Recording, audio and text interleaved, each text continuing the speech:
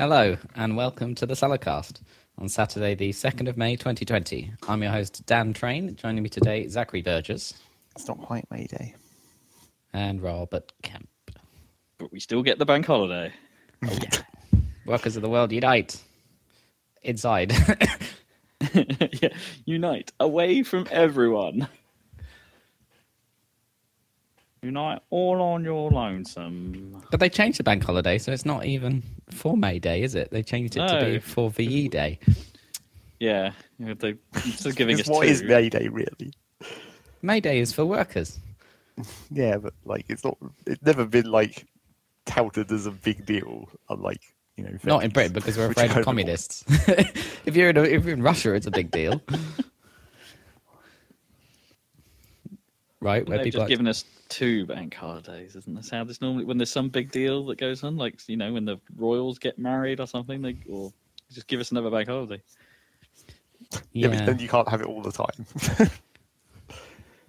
What were we going to get an extra day for? I mean, what was the last thing we got an extra day for? Like Will and Katie, right? Was it that, or was it? Or Wedding. did we get one? Oh no, because the Harry's No, we wedding didn't. was on a weekend, no, wasn't we it? didn't get one for Prince Harry, but he's not heir to the throne, so sod him. Basically, that's how that went. It's not like he wants to be. He's trying his darndest to get out of everything. Pretty much. Don't really blame him. No, I guess not. You don't want to end up just waiting forever like Charles. Yeah. I mean, he's not even waiting, is he, Harry? Because it would be William, right? Yeah, but that's what I mean. He could theoretically have got there. It just really would have been really forever. No, because it would go from William to George now, wouldn't it? Yeah. Yeah. But someone might die. Like George and Charlotte and there's another one, isn't there? Fucking hell, how many are there? Who's the new one called? Who's the third one? It is Charlotte, right? George, Charlotte, and No, I've lost track. Honestly, Henry. I'm gonna go with Henry. Henry in there somewhere. Henry the Ninth. That would bode well. Well, on the other hand, Charles the Third. I mean, what happened with the first two Charles? Why did she use the name Charles? Fucking hell. If you've already got Henry the Eighth, it's tradition, right? Why not just use one of those names again? Yeah, but when last time they had Charles, that was the end of the monarchy for a while, wasn't it? I don't think surely that's bad luck, Charles. But there you go. Well, we'll find out shortly. Hopefully not that shortly. We'll see. I mean, the way it's currently going, it's already bad luck, Charles. Bad luck for Charles. Bad luck, Charles. Yeah, I guess. Not that, again, he probably doesn't want it either. At this point, probably not. Yeah. But, I mean, what does it entail? Less fancy dinners and more letter writing? You probably I still don't have think to the go to Queen fancy does that dinners. much letter writing in reality. Or is it It's letter signing, maybe. dictating to someone who writes the letters, maybe? It's probably not even dictating. They're probably all the helliform letters have been for years at this point. Okay, now the kids outside my window have turned into a bit of a gathering. There's like Call the cops. What looks like a second family. And shouting. I mean, Right outside the window. our neighbours have been holding clearly illegal garden parties. I mean, Really? I guess it's technically only with everyone in our street, so it's only No, slightly that is illegal. it's totally wrong. You can't do that. That's bullshit. I mean, there's some stuff online about people having socially distanced in the middle of the street tea mornings or something, but they're not walking around handing everyone cake. Yeah, and they were sitting somewhere apart in the garden, but I don't think any of our gardens are big enough to have everyone be 2 meters apart. You should call the Needham cops on them. Yeah, maybe it'll make the newsletter. Yeah. But if it's only people in the same street, I mean, that's like I say, that's the most slightly illegal, because it's not That's like you're lower calling risk, people from but- somewhere out of town to bring the virus in or anything. But you don't know where they've been, and then you don't know. Well, you hope they've what been other in their illegal house. raves- Yeah, well, you hope, yeah. What other illegal raves have they been to? Pensioner raves. You'd think Needham Market would be cautious about the whole disease thing after, like, it doesn't have a market because everybody fucking died. Yeah. They had to chain the whole town off. Well, that is what I thought the other day. I was like, bring back Chain House. It's time. Yeah, exactly. Redeploy the chain. Shove everyone with a chains. virus over that side. Yeah, but that was Probably really on the side of the mostly to doctor's keep it surgery, I in, guess. wasn't it? Yeah. Reopen the causeway or the corpse way. Yep. I suppose, yeah. Where have they? If they're flouting this one rule, this rule, then what other rules are they breaking? That's the thing, right? If they're doing it here, where else are they doing it? How many of them are When it's NHS their workers? house garden party. How many of them probably not anywhere work in else. care homes? You don't know. That's just Except it. maybe if you went to the garden party, you might know. Yes, if you actually talk And to then you'd your know you're neighbours, boned. you might know. Yeah. And then you could guarantee your bonedness.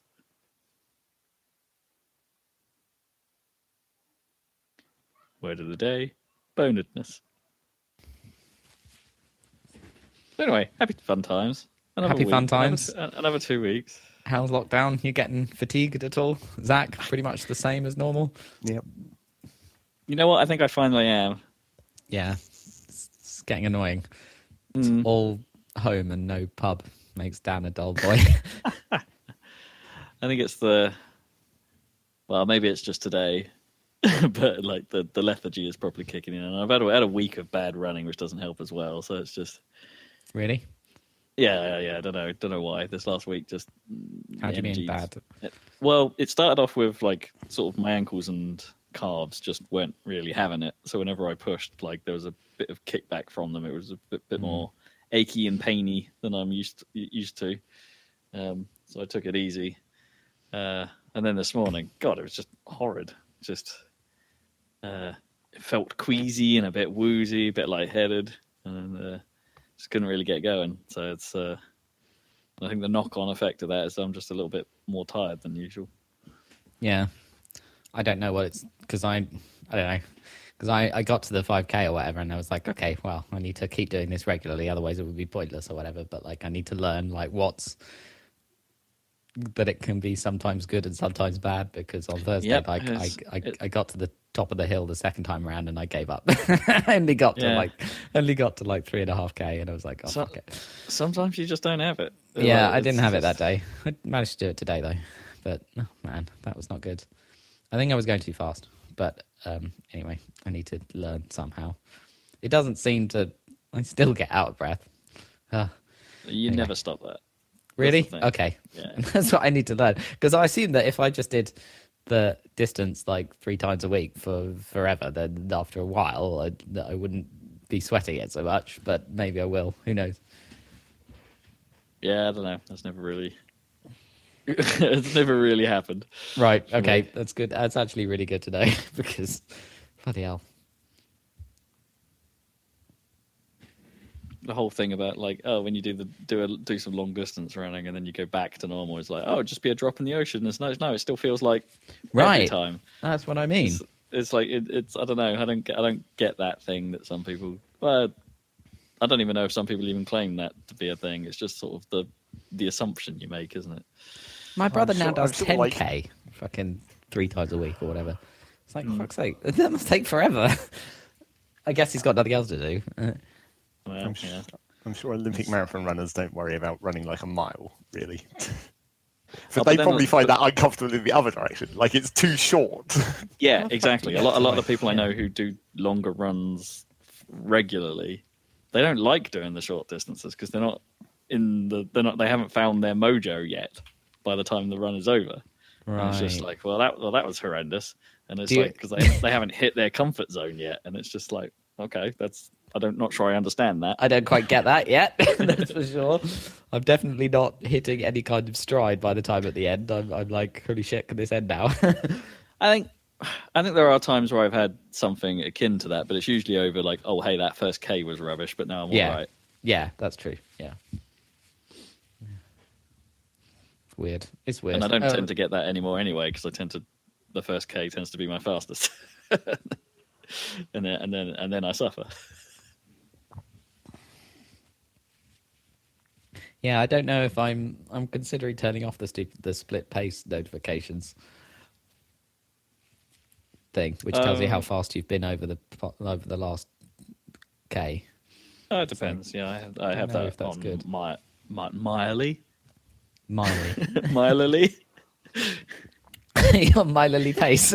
Milery. I don't know. So you can see how bonerid you are. By Milery. Oh, bye, Milery. I'm just trying to make it even worse. Bye, man. Sci-fi Khan. I don't know. Well, at least there'll be one thing that I've got out of lockdown, maybe. Fucking hell. Anything else anyone's doing that will be somewhat beneficial when life returns to some normality? Well, not when it returns to normality, but, you know, I've had a bit more time to do a bit more music work of late. Oh, there you go. So that's nice. A good one. Yeah. Got some lo-fi beats in the hopper. Lo-fi beats. Lo-fi hip Getting hop on that beats lo-fi to hip hop chill wagon, / relax to. That was my favourite joke in the last season of BoJack Horseman. I love lo-fi hip hop beats to chill / relax to. Yeah, giving it a go. Of course, I looked it up and it's a real thing, isn't it? Oh yeah, it's absolutely a real thing. Yeah. I tried listening to, because I was like, oh, actually, maybe this would be a good thing. But after a while, like, I was on a playlist which was like 100 hours long or whatever, which was literally lo-fi chill hip hop beats to study / relax to. And after a while, I realized, yeah, this is actually like not good quality music. Do you know what I mean? There's a great deal of it isn't, and that's the problem. Like, a lot of them are like, it comes across as like a failed beat that never got a rapper.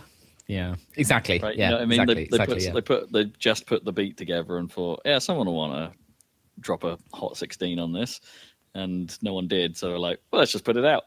Yeah. And they're normally like a minute and a half long or 2 minutes long or something, the actual track, before it just fades out into something. And it's don't get me wrong, it's an interesting sound, but I think you need to do a bit more with it to make it into a proper tune, you know.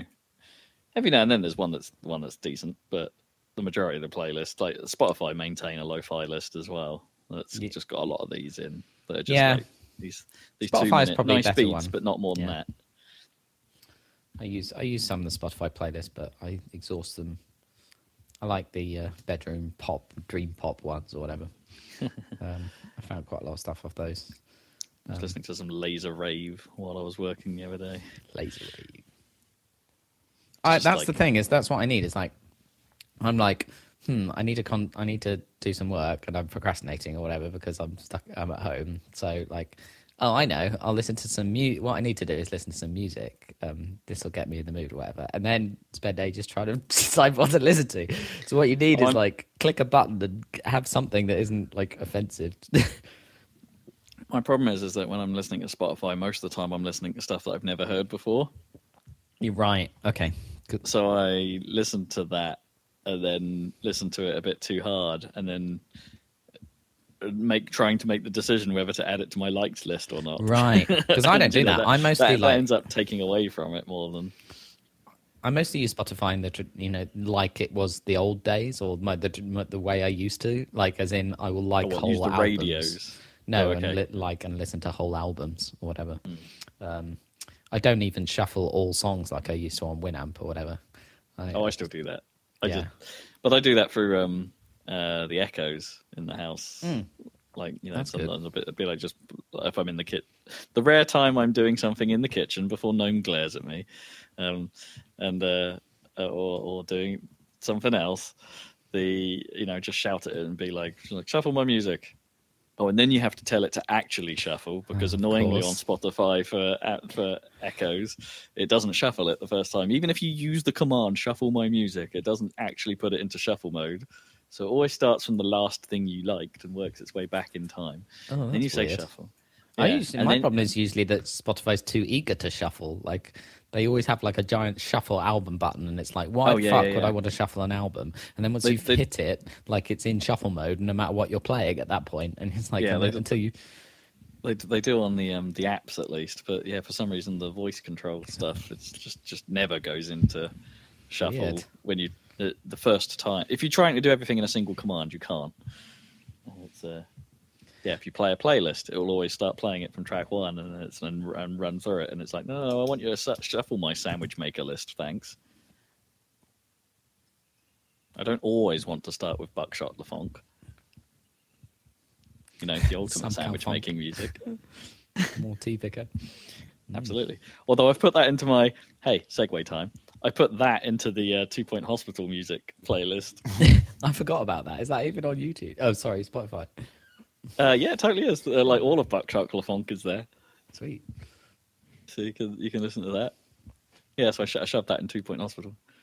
A lot of cheesy, smooth jazz, including Jeff Goldblum. Jeff Goldblum's now in my 2 Point list. Like, it's actually quite suiting for that game.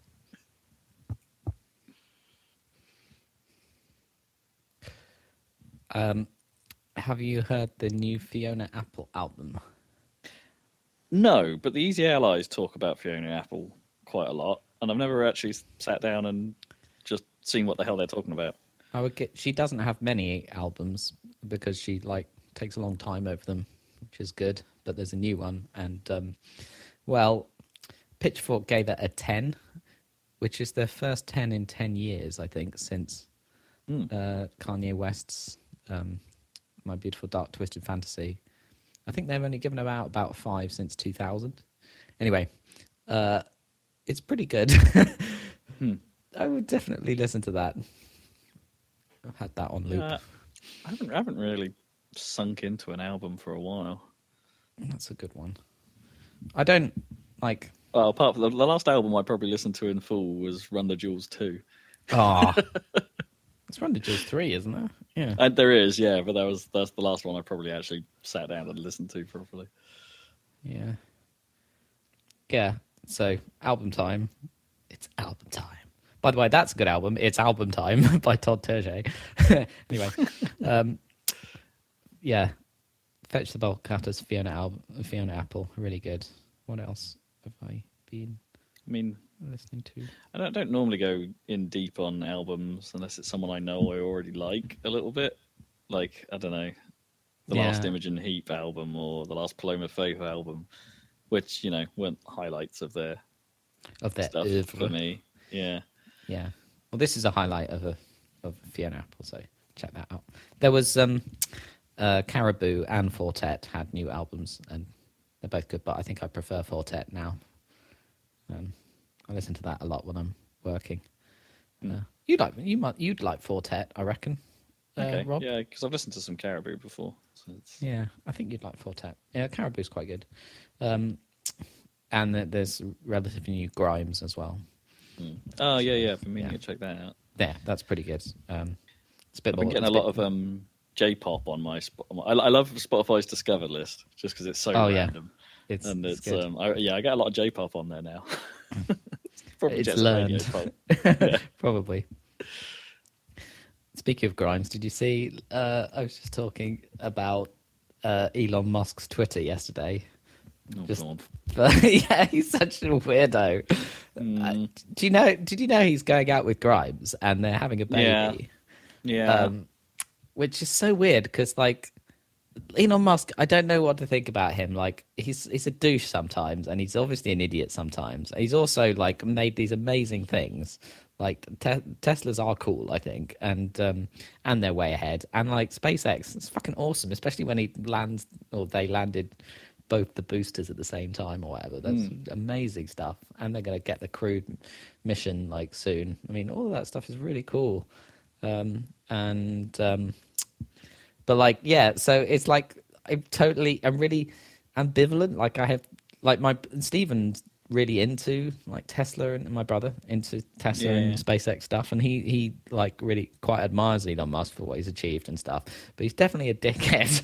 And Grimes, I think, is probably the coolest person on the planet. He's going out with her somehow. I don't know what she sees in him, but maybe, I guess, money, that cool that doesn't stuff. explain the baby. Yeah, that doesn't explain that. And then so yesterday he tweeted, "Oh, Tesla's overvalued in my opinion." So the market then wiped off $14 billion off the value of Tesla. Great. God, why would you do that? I don't know, because whatever. And then he tweeted like, "Oh, I'm." Did he turn around and say that's better? yeah. And then he was like, "Oh, lockdown is stupid. Everyone, freedom for America. Everyone should come out or whatever." Bullshit like that. Was it with all the? He said that a long time ago. Yeah, That's quite but early. he said it again because he's an idiot. And then he started saying, "Oh, I'm going to sell all my possessions, like, and live without possessions. Like, I'm going to sell." And my only worry is like over the back with twigs. Exactly. And he's like, "I own Gene Wilder's house, so I just need to make sure that doesn't get torn down or whatever. But otherwise, I'll get rid of everything." And then he tweets, "Oh, Grimes is pissed off with me." And then I noticed that, like, for some reason, Elon Musk's avatar on Twitter right now is the box art for Deus Ex. Wow. Okay. And it's like, and people apparently, and then I looked into this. I'm like, what? Wait. The fuck? Yes, I did see this. Actually. And then, yeah. And then people are like tweeting that like he's basically Bob Page. Like he's literally the baddie from Deus Ex. He's definitely not JC Denton. Oh. What a shame. He is totally weird. But you're right in that, you know. And Grimes, he's at least. I don't know if he's making cool stuff. He's at least bankrolling cool stuff. And making sure it happens, which is more than can be said for most. I don't think that's even true, though, is it? Because it's just like he doesn't really. It's not his money any longer. It's the company's money. I guess so, but I mean, it depends how the board is run and how he probably is the board, you know. And like electric cars are going to be great for the environment. And, eventually, well, maybe. Yeah. And aside from the the whole materials and the batteries thing, but yeah, and ultimately, and human spaceflight is exciting. Like there's cool things, like positive things.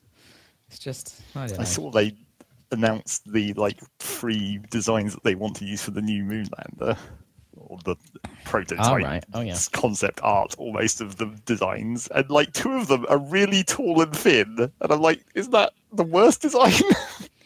Right. You know, I mean, the gravity is lower, but it's still top heavy. Is it top heavy though? Well, maybe it's not top heavy, but a long, tall, thin thing is still inherently less stable than a wide, flat thing. That is true. It's less likely to get blown over on the moon. No. Blown over by what? Exactly. That's what I'm saying. That's what he's saying. That's the whole point. It doesn't really matter, I suppose. Once you've landed and you're settled, you're good. Yeah, there must be advantages to that, right? Because you can only have a rocket so wide, I guess, taking off from the Earth, right? So, well, sure. I mean, for the payload segment of it, I guess it probably does help to be a bit thinner. Well, yeah, unless they try and rebuild it into some wide and flat version in space, and then land the flat version. If you want it to be bigger, you can only really go up, right? I presume. But you could make it like tall and thin in the payload, but then have it turn sideways and land that way. I guess. But why would you when it's not going to fall over due to the wind on it? Yeah, but there's lots of other instabilities on the moon. Yeah, I guess. I mean, how do you find a squishy. flat terrain? Yeah, that's mostly luck, isn't it? I presume. The terrain is squishy, and there's moonquakes in theory, although I don't know how strong moonquakes actually are on the surface. Thunderbird 1. Yeah, Thunderbird 3. Thunderbird 1 lands horizontally, though. That's the whole point. That's what you need. Thunderbird 1 is a cool design. I mean, it's slightly generic in terms of it's just a rocket. It's like the most generically rocket-shaped rocket. Yeah. But it's not just a rocket, is it? Well, it's got wings. Because it's got wings and it flies hypersonically sideways most of the flight profile, and then it lands. It's not just a rocket, is it, at all? I mean, Thunderbird 3 is technically the real just a rocket. That's the just a rocket, yeah. Except even that's got tri-symmetry. That's the fancy part. Yeah. And mysterious struts with holes in them. Yeah. It's basically a Kerbal Space Program. And they both land vertically, which, now spaceships finally do. Thanks to Sometimes. Elon Musk. Yeah. Sometimes they don't. I want to say Tintin did that first. Well, yeah, that was always the plan, but no one ever really achieved it until recently. on the Earth anyway. People would land on the moon that way. But...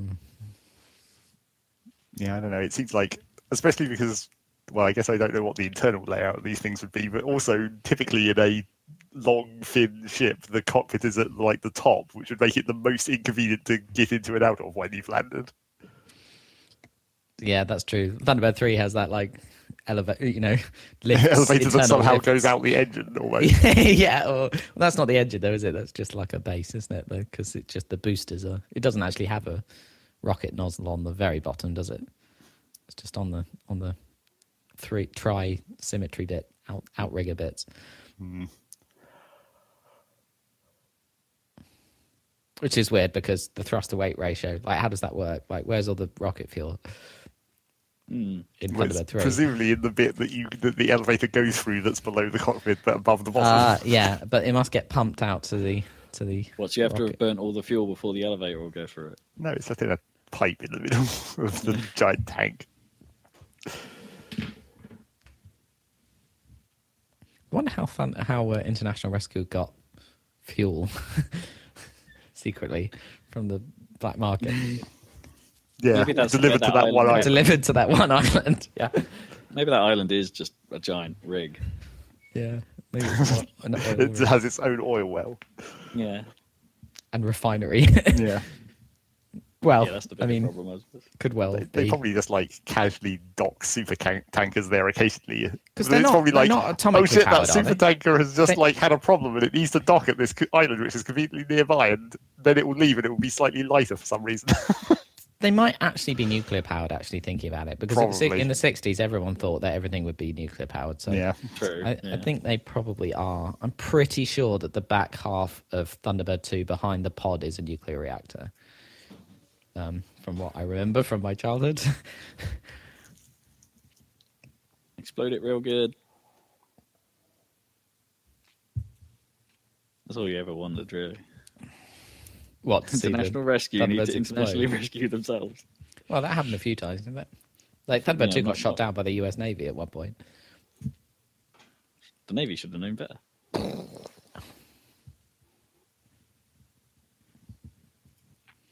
What's that? Oh, it's an airburst. Oh, Anyone change their style at all during lockdown?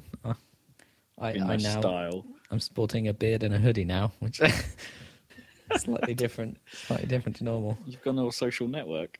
Yeah, I've gone on social network. Does he have a beard in the social? Actually, I'm not sure he does, but I'm not sure he has a beard. But JT has a beard, doesn't he? In that.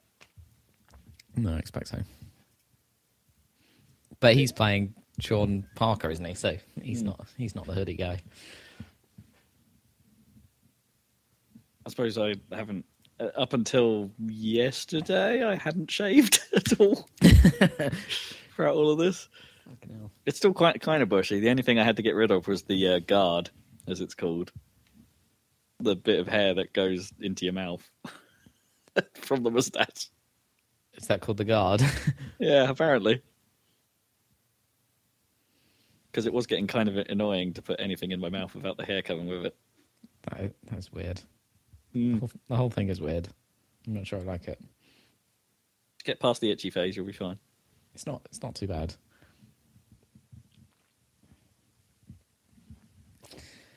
Bushy. Should we talk about the news? What's that? Well, The news? This is a podcast about video games. It's about video games. Yeah, we've got some stuff we missed from about a month ago. What have we missed? Two bits of news. One of them should come as a bit of excitement for us, at least, because a sequel to Happy Salad Game of the Year, Rogue Legacy, is in the works. Mm. Which is good, but that's all we know, really. Is that the legacy of Rogue Legacy, that it was our game of the year? Pretty much, yeah. But it's a hell of a game. Everyone agrees it's a hell of a game. And then kind of the consensus is that... Oh, what was that game called? Something about the Furies. Yep. The Furies? Yeah. But it's like a female squad of mercenaries, and it's kind of a...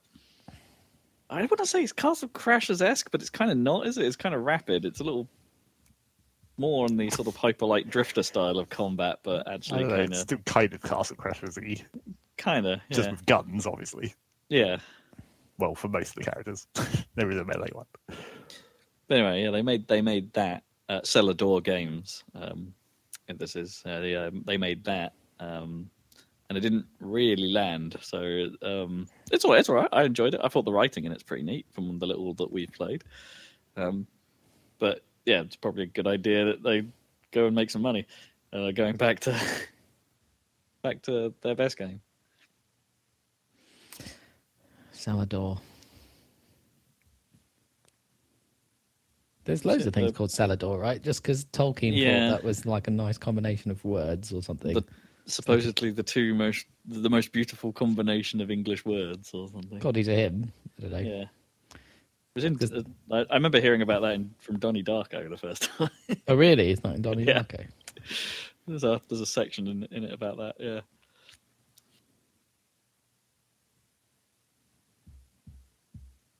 Cool. So that's cool news. And also, Bethesda said they are not going to do a digital showcase this year. So even in digital E3, they're not getting involved. They won't really have anything to talk about, I guess. Exactly. Now, everything they're making is kind of smoke and mirrors at the moment, isn't it? It's like we're not going to see Elder Scrolls or Starfield for like a decade, probably. What have they got? They got Fallout, and that's about it, really? Doom's already out. What else have they got? Well, I suppose it's that Dragon Age. Oh, no, that's not even them. That's EA. You were hoping that Elder Scrolls would at least have some small amount of an announcement this year, like some early thing. Well, there probably would have been an over-enthusiastic audience member. No, that's Elder Scrolls Online. Yeah. Exactly. There would have been something about that. Well, yeah, there would have been something about that, regardless, because it's an MMO, and that's what they do. Yeah. But like the real Elder Scrolls, I would have expected at least some announcement, some more concrete announcement, other than saying that they're doing it. Rage 3. Rage 3? No. It can't happen, right? Rage 2 didn't exactly do great, I don't think. Oh, well, at least they've got Doom. At least they have Doom. Yeah, so there's that. But Zach, you sort of mentioned that maybe Nintendo might sort of hinted they might not follow that timescale as well. They might not do a direct around then. But they've got to at least do a direct this year.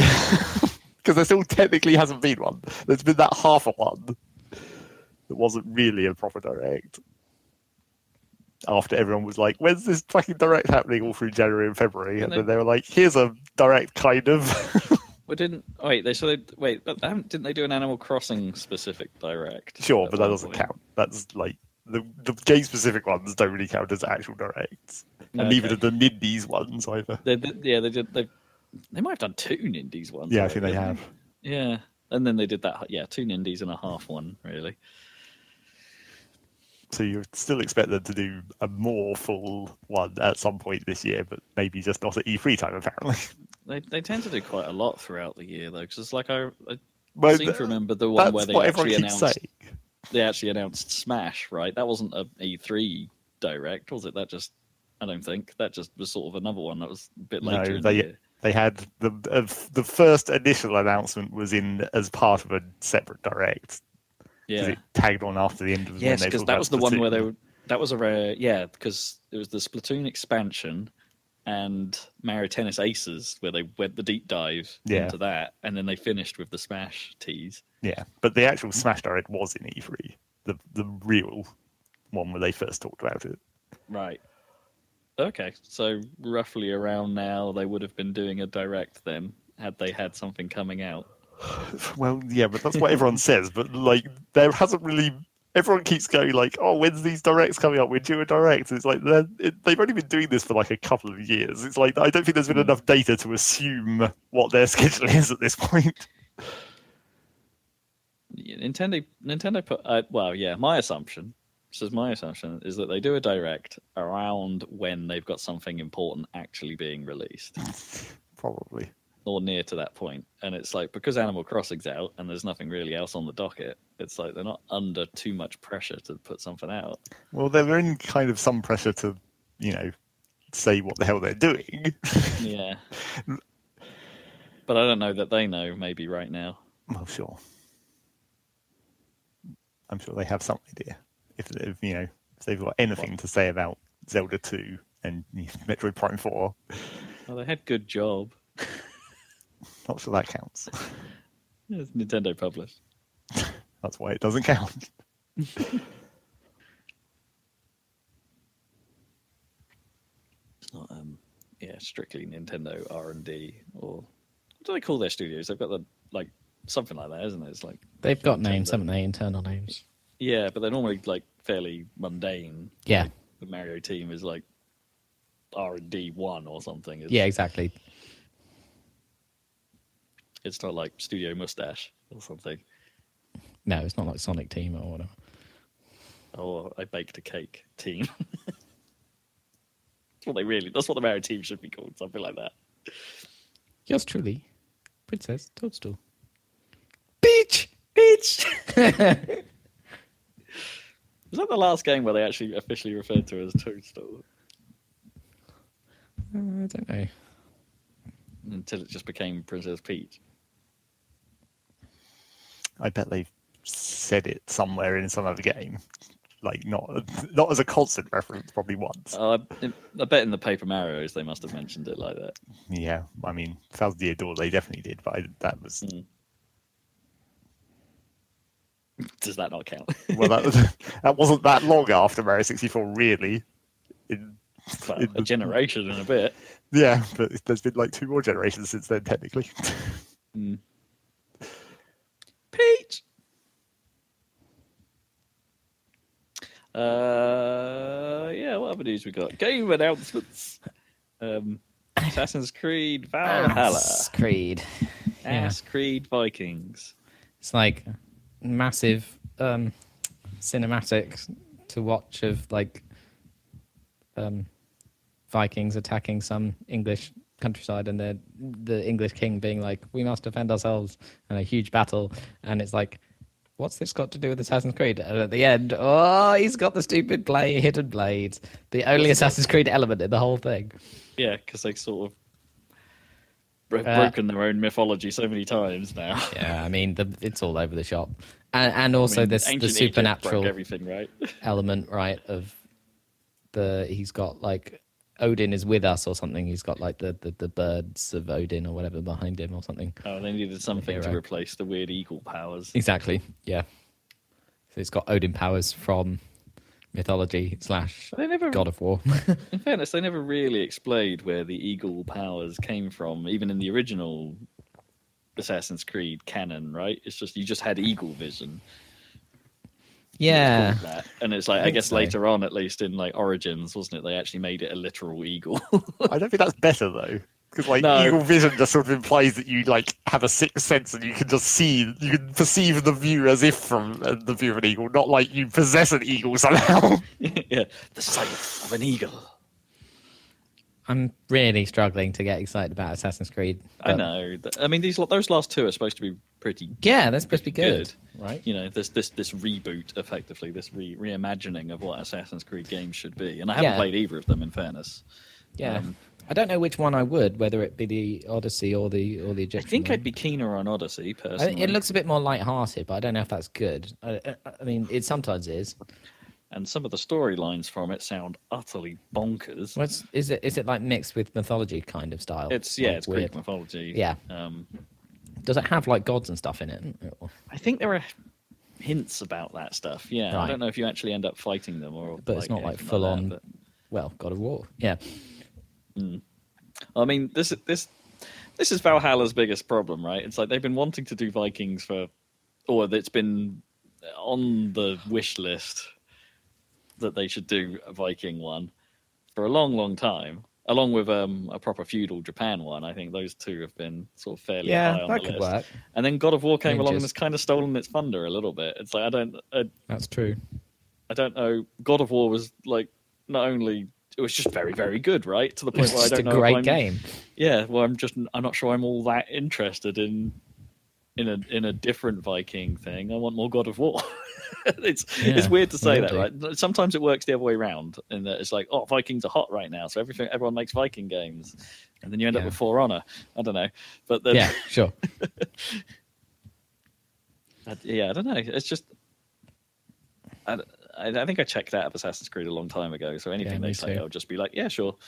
But I was like really sad. I know that thing, but then we've got Ghost of Tsushima, so whatever.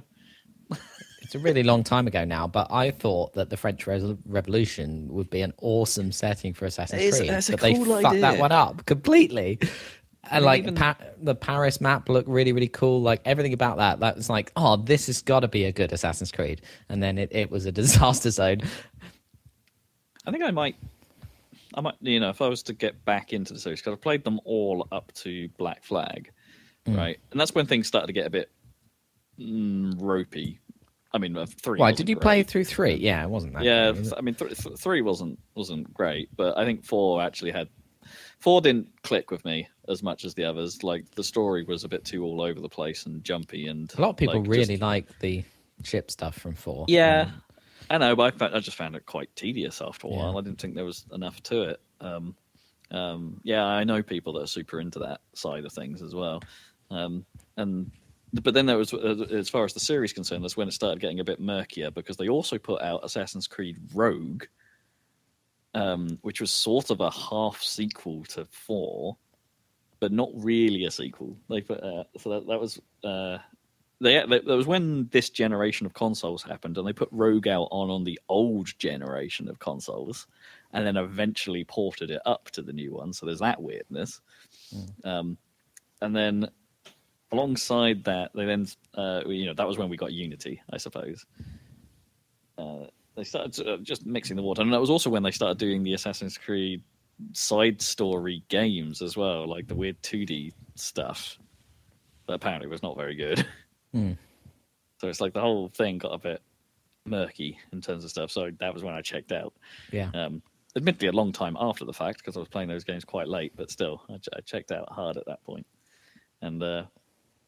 and then the disaster that was Unity happened, which just sounded bad from both a implementation of the story and, of course, the mechanics and the infamous glitches. Syndicate seems alright though. I'm thinking that might be my jump back. Is that the London one? Yeah. Yeah. I know quite a lot of people who are kind of into that. Yeah. It doesn't rely so much on the cheesy history tropes, supposedly. So I've heard. Really? Aren't you like palling around with Dickens or some bullshit like that? I mean, it's got a little bit of that, but it's just not quite as heavy-handed as it has been in some of them. Okay, that's. I mean, I was like, I think that might have been where I started to like just roll my eyes a bit at it. Where it's just like, we have to put someone in there after Da Vinci, right? Right, Da Vinci was your like armorer guy in 2. I mean, that was pretty stupid, but yeah, it worked. But yeah, they kept that up, didn't they? I think you might meet Plato or something in Odyssey, something Probably, like that. Yeah. Right, yeah. So Vikings. Yeah, Vikings. Maybe it'll look amazing. Maybe they'll do something. I'm hoping they don't roll back into the same patterns they did with like the old Assassin's Creed games, where every one of them was pretty much the same. Like a kind of. I don't want them to necessarily take the last 2 games as the mold, if you know what I mean, and just make another one of those. They get that. Yeah, the likelihood is, but they have taken a year off, right? Which is the thing Assassin's Creed games didn't do. That was good. I don't know if that was necessarily intentional, but maybe not. Maybe it's been a couple of years, actually. I don't know. It might have been a couple of years. Yeah, shit all got fucked up with the last Splinter Cell. Oh, yeah. That's ages ago. Have they done a new Splinter Cell? No. No. That was. I mean, they teased it, didn't they? But I don't think anything's happened with it. I wonder if they could make a good Splinter Cell. I mean, how do you compete with like Metal Gear 5? I mean, pretty easily. Splinter Cell's quite a different thing, right? You just make Metal Gear, but cut out all the nonsense. Yeah, I know. And there you go. You've made a decent stealth game. Yeah, because it's that simple, obviously. they probably have the tech to do like an open world stealth game like Metal Gear 5's Afghanistan or whatever, because they could throw in their kind of Ghost Recon Wildlands shit or whatever. Yeah. Actually make a good game, maybe. I mean, they tried to throw Sam Fisher into Ghost Recon, right? Oh, did they? I bet they did. Yeah, they sort of did. And it's not like they haven't done... I mean, they've done lots of games around that area as well. Like, don't forget Rainbow Six and all that stuff. It's like there's elements of that could be brought back, and not Siege. I mean, like the last, the Vegas games. Talking a long time ago now, but it was a while ago. Yeah, I like that. I like Rainbow Six Vegas. That was good years ago. I quite liked Graw. Yeah. Very primitive. Yeah, now. me too. Go yeah, back and play I played quite a lot of Graw and Graw 2, actually. They were good. Yeah, they're quite primitive games if you go back now, but yeah. they're still. They were like that. Graw was like super early 360, like looked really cool at the time. But they still sort of had that Ghost Recon thing of like, hey, we're going to make this really quite challenging. It was, yeah. Like, that was cool. I played all the way through that. That had a cool story where it was like set in like Mexico City, and I don't know, it was like a revolution. It was kind of cool. And I remember us trying to do the. I have good memories of trying to do their classic style Ghost Recon co-op stuff. Yeah, which was weirdly not like the campaign game. It wasn't. Lifted how Ghost Recon used to play. Yeah. But put it in better environments and more fun than the originals. Because I never really liked the original Ghost Recon games. Like, no. I found myself with the classic sniper problem in a lot of missions where it's like, here's a huge field I'm going to die in. Yeah. That I need to cross somehow. And could never really figure out what to do. But those sort of more urban environments, I think suited that series to the ground. It was good. They just need to hurry up and finish Beyond Good and Evil so they can actually have something new, not just just not another release in the same series. It's like EA's problem. I suppose it is technically a sequel, but it's very different. Well, yes, it is technically a sequel for a very old game. Yeah, we won't see that for like Bethesda. We probably won't see that for a decade.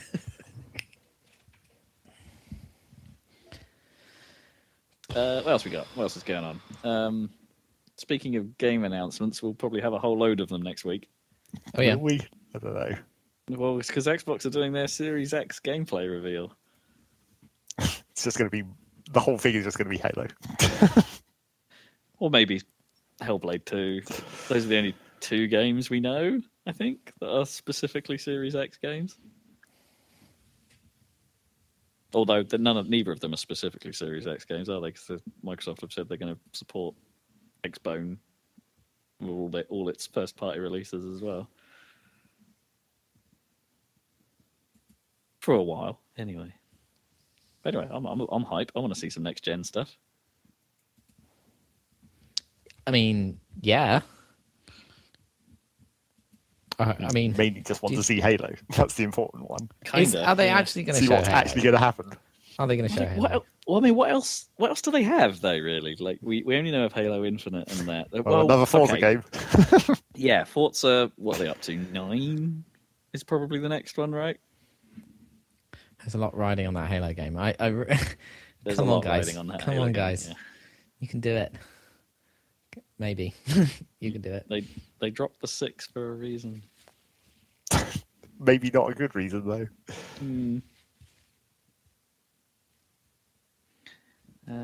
Yeah, I'd be interested to see what they're up to.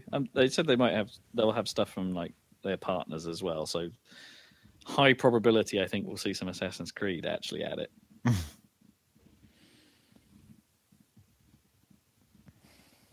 And maybe that Gearbox game that we know is on PS5. Maybe. We still haven't seen anything about it. Sony is still keeping pretty quiet. They haven't said when they're doing anything more around PS5. So, at least we've got one thing to get hype about. Speaking of PlayStation, let's talk about Last of Us 2. What And about its Last of Us 2? leakage. Oh, yeah. I mean, if you go hunting for it now, you will probably find yourself in heavy spoiler territory for the story of Last of Us Part 2, because it got leaked on Reddit. Bloody Reddit. Yeah, so it's clearly... I mean, this was some of the theories around why Last of Us 2 was delayed again when COVID kicked out, was because they wanted to... supposedly there were logistics issues on the Sony side in terms of in some way, and everyone assumed it's like, oh, that's going to be them getting physical discs out, like Square said they were going to have issues with getting the physical discs of Final Fantasy VII Remake out the door. And you know, the follow on from that is like, oh well, it's probably Naughty Dog just being super protective of the story, making sure everyone can play it at the same time, so that everyone doesn't spoil each other. And then this happens, and now they're having to rush it out. Yeah, in some way. So they've announced the release date for it. It's not. Yeah, are they rushing it, or was that, or just always the plan and it's coincidental? It's like, well, I guess we'll never know. But and you say rush it out, it's still June, so it's ways off yet. June. I'm so excited about that movie. Did you see the June press shots? I haven't, no. Oh man, it's gonna be awesome. It's like one of the few things I'm excited about in the future. It's fucking June. How do you think we'll be watching it though? Will we be in cinemas again? I don't know, but all I know is the spice must flow. I mean, always. That's what the Spice Girls were primarily known for. Exactly. They were like, flowing. Spice up your life. It gives you prescience and you can fold space. Is that what the Zigga Ziggar was? By the way, we were in the before times, we were doing karaoke and singing Spice Up Your Life or whatever the song. What's the song even called? Spice World? No, Spice Up Your Life. It is Spice Up Your Life, yeah. Yeah, and yeah, there's a lyric in there. It's a bit, yeah, Yellow Man in Timbuktu. Oh yeah, that one. What the fuck is that about? I thought that's where you were going with that. Yeah, it's like, hang on a minute. Can you say that? Is this okay? Well, would it be any much worse or better if had they said "Black Man in Harlem"? I don't know. You know. Yeah, that's probably okay, right? You reckon? Well, I don't know. From an all-white British. Yeah, let's leave it. Maybe leave it alone. I forgot about Scary Spice for a second there, but yeah, maybe leave it alone and not write lyrics like that. Which they didn't write, I'm sure, because they were written for them by some racist white man, I'm sure.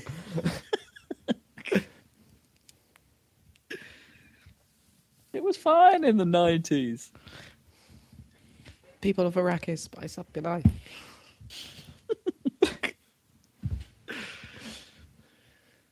Walk without rhythm, and you won't attract the worm.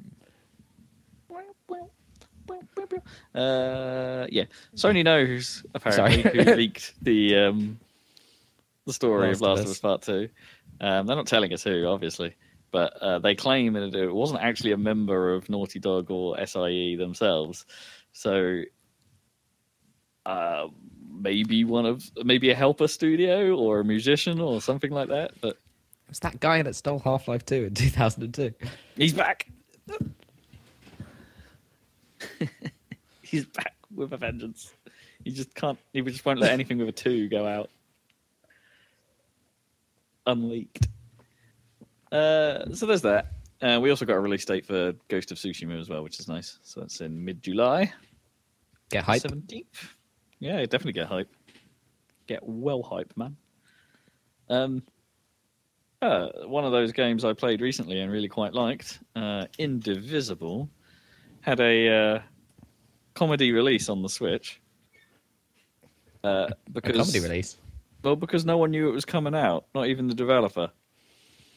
The first Lab Zero knew that the game had been released on Switch was when they started receiving, "Oh, congratulations on releasing your game" on Twitter.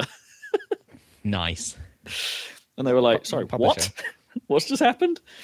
And apparently, I think it's 505 Games are the publisher on the Switch. Apparently, they had an issue with their automated sort of release tool system or something, which, Oops.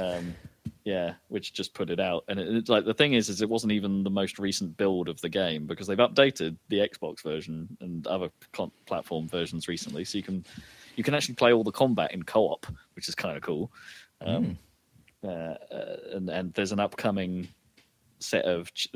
challenge mode for it as well because all the achievements for that have been released, but the mode doesn't actually exist in the game. I went in and checked and was quite disappointed, and I was like, well, where do I go? What do I do for this?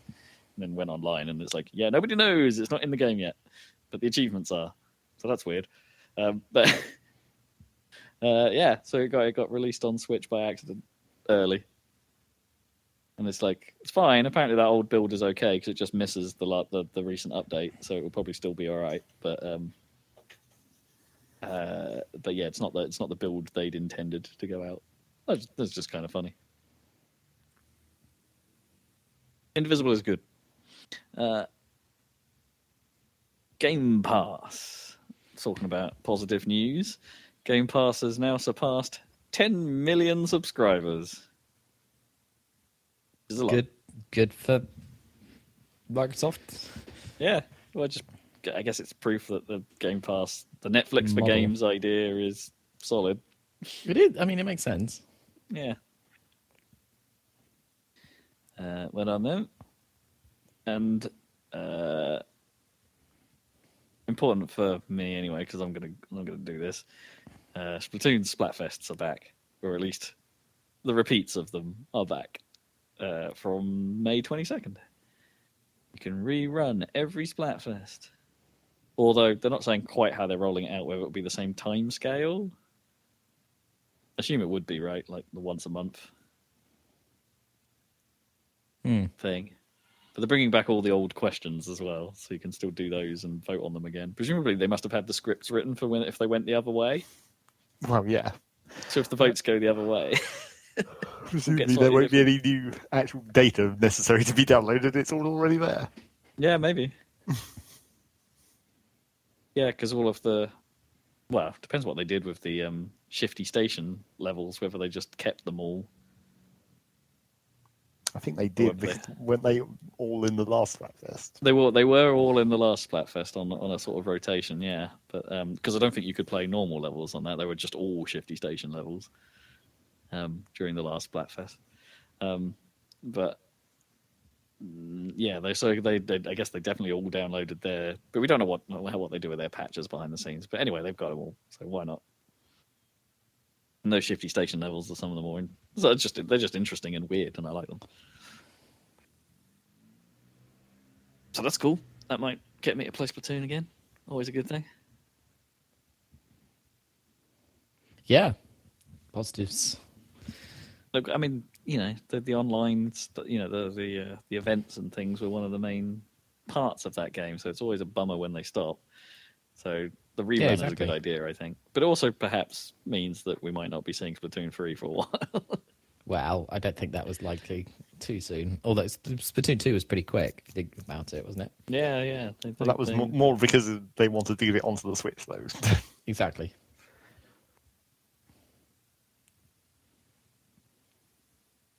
They could have just... Well, that's the thing, is they could have just remade the Wii U version to be to get something out quick, but no, they did more of a job on it, didn't they? So wonder what that team are working. Wonder what Monolith are working on now. That's the thing. Wait, hang on. I don't know if it's the same team, but Monolith Soft also do the Xenoblade games. Isn't there two different studios called Monolith, though? So Monolith Soft, I think, they are the team that do both Xenoblade and Splatoon, but there is another Monolith that's American that do other things, and I think might be a support team for one of the big publishers now. I forget, but you're right. Yeah, confusingly there is another monolith.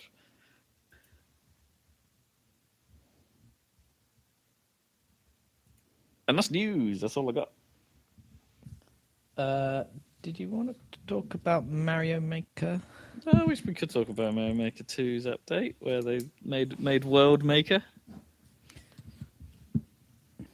That's kind of cool. They did the thing that everyone always wanted, and you can now make a game, make a whole Mario game now, which is pretty neat. It's pretty neat, right? It's pretty neat. I think that's pretty cool. Do you think people will, or whether they'll just stick to like making the crazy one-off levels? That no, there'll definitely be people that will go hard on the world thing, right? Because as I say, it's the must have been top of the wish list or pretty high up for a long time, alongside Mario 2, which they sort of added as well, sort of. How does that work? Is it like that? Because do you say it was a power up that then gives you the sort of pick up things ability? Yeah.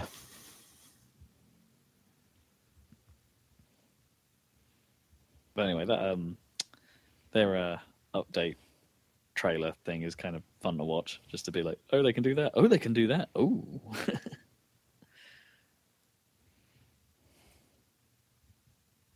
One of those games where every now and then I get that little pang in the back of my mind and be like, I really should check this out, if not to make, but just to play. Yeah. I feel like you could probably get a lot out of that. Get your Mario fix anytime. Or maybe not the Mario fix you want. Who knows?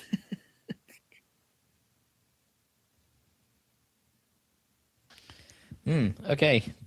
All right, I think that's the news. The news. It's time for What Have You Been Playing? Zach, what have you been playing? Not much. I mean, I played a tiny bit of Splatoon because, completely coincidentally, in fact, I went into Splatoon before any of this news happened, and there was, like, in the stupid hub social posts that people make, they were talking about Splatfest, and I thought it just hadn't updated since the last time I played Splatoon. But then, at that point, they had, like, the news had come out somewhere, but not, like, officially. So they were all posting about the new Splatfest, and I was like, oh, that's weird. Weird timing that I happened to come in here and see that. Convenient. So I played a tiny bit of that, and I may play some more because it's a free week currently. So, take a break from Animal Crossing, come over here into Splatoon with me, since it's free. Sweet. And how's the crossing?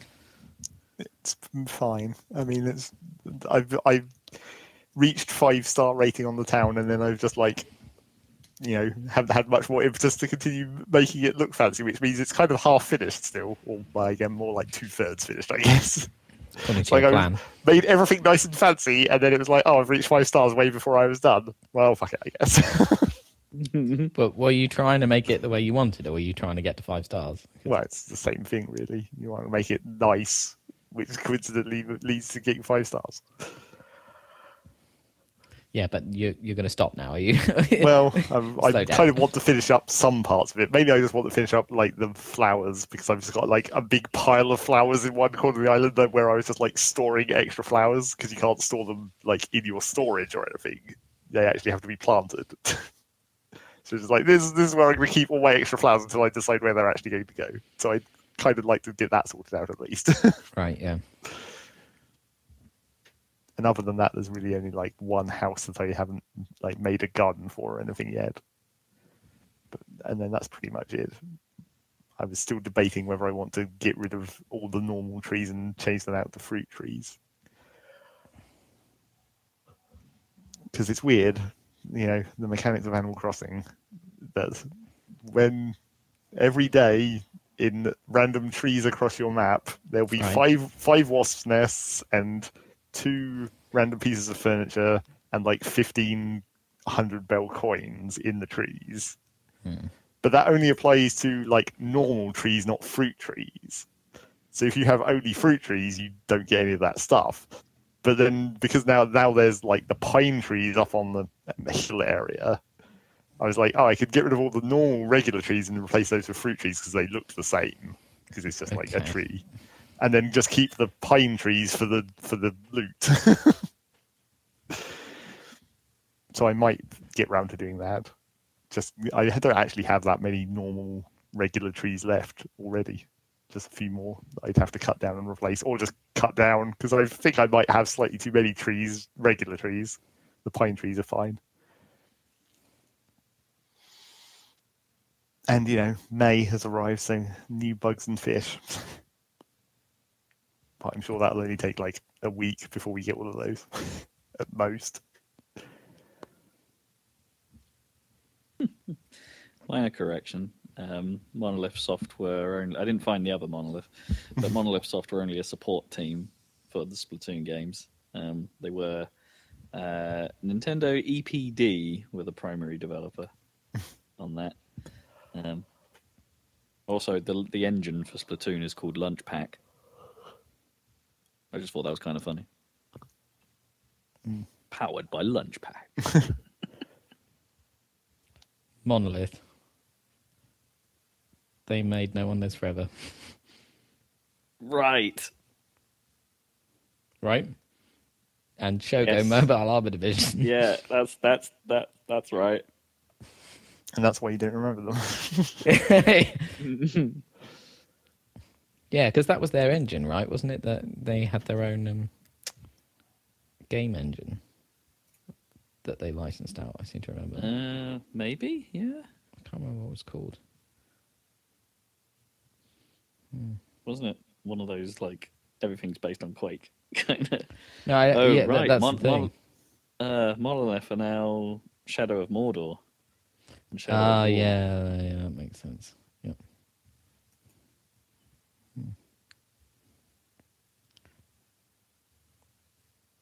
The whatever that, the Nemesis system. They are the Nemesis system.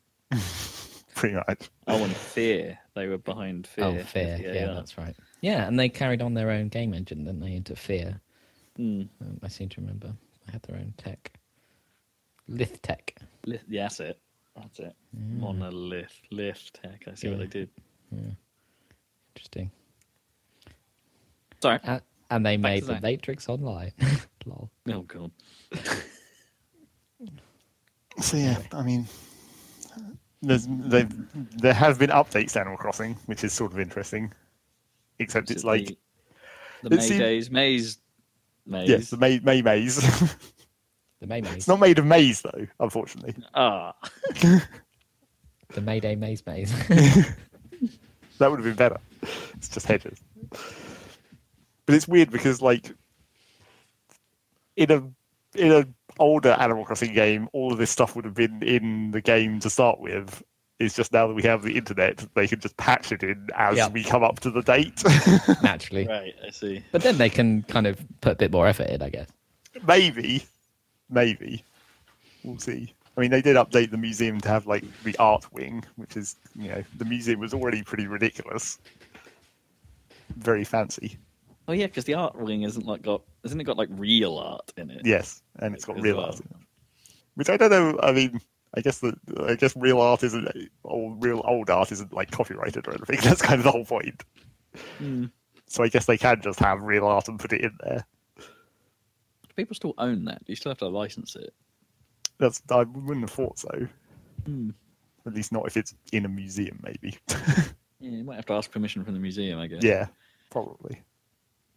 Although it's also weird because they have like the fake versions of not all of the art, but some of the art, and that's like that. If you're already having to ask permission to reproduce the art, do you then also have to ask permission to create a fake version of that art? Oh, see, I don't know. I think you fall into the realm of parody then. Yeah, maybe. Which might be all right. Like if you did the Mona Lisa but with Isabel's head. But then if you were only making the fake art, would you then not have to ask permission at all? Because it would all be parody. No, probably not. No. It's a very weird situation. But yeah, the art wing is not as fancy as the rest of the museum, but they had to make it. And the Mayday Maze is really just a collection of stuff that was already there. I mean, the hedges were technically also new with the last patch, but I suppose this patch system means that the longevity of the game might be longer. Yeah, they could theoretically go for like more than a year, and I think they have already said that they want to, whatever that means. I mean, it could theoretically mean something as like lazy as the Mayday Maze being different next year, because that technically would be supporting it for more than a year. Just make a new, different layout for the maze, but we'll see. Oh, so it only has one design right now, does it? Yeah, or... it's less of a maze and more of a puzzle, really. Oh, but it changes enough to make you rerun it, or is it only worth doing once? Well, you can only do it once. Ah. Technically, it's like you can only go to that island once, but if you like cock it up, you can reset the maze while you're there until you succeed. Until you've perfected it, basically. I guess. You have to do it in one sitting. Like, yeah. Is it... Well, I mean, okay. I mean, I guess you could put your Switch in standby. You don't physically have to do it in one sitting, but you can only travel there one time in the game. Fair enough. I suppose if you put it into standby and open it, what does it do? Do you go back to exactly where you were? Yeah. But then time has passed? Yes. Did you just fall asleep on the spot? Well, you don't fall asleep in hours. If we had to go back to your tent, No, you don't. Yeah. I guess you technically do one time right at the start of the game, but that's as a tutorial. Okay. I don't know. I thought I'd seen like stuff online of people will villager waving to the camera as they go into your tent, but maybe that's it. Maybe that's what you're thinking. You can go into your house whenever. Yeah. They wave at the camera when you do that. Well, you can emote. Yeah, maybe yeah. But yeah, I mean, it's actually kind of weird if you put your Switch in standby and then like leave it there for a while and then start it up again. When because of the time is synced to real time. When you unsleep the Switch, you'll see it change from like day to night really quickly. Oh, weird. Yeah. Although not like intentionally, like it's just like one frame you'll see, oh, here's what it was a minute ago, and then it's just, oh, now it's like this. It's not like it casually fades or whatever, or does like a time lapse. How cool Which would have been cool. Done, the full sort of like the sky, the clouds move super fast.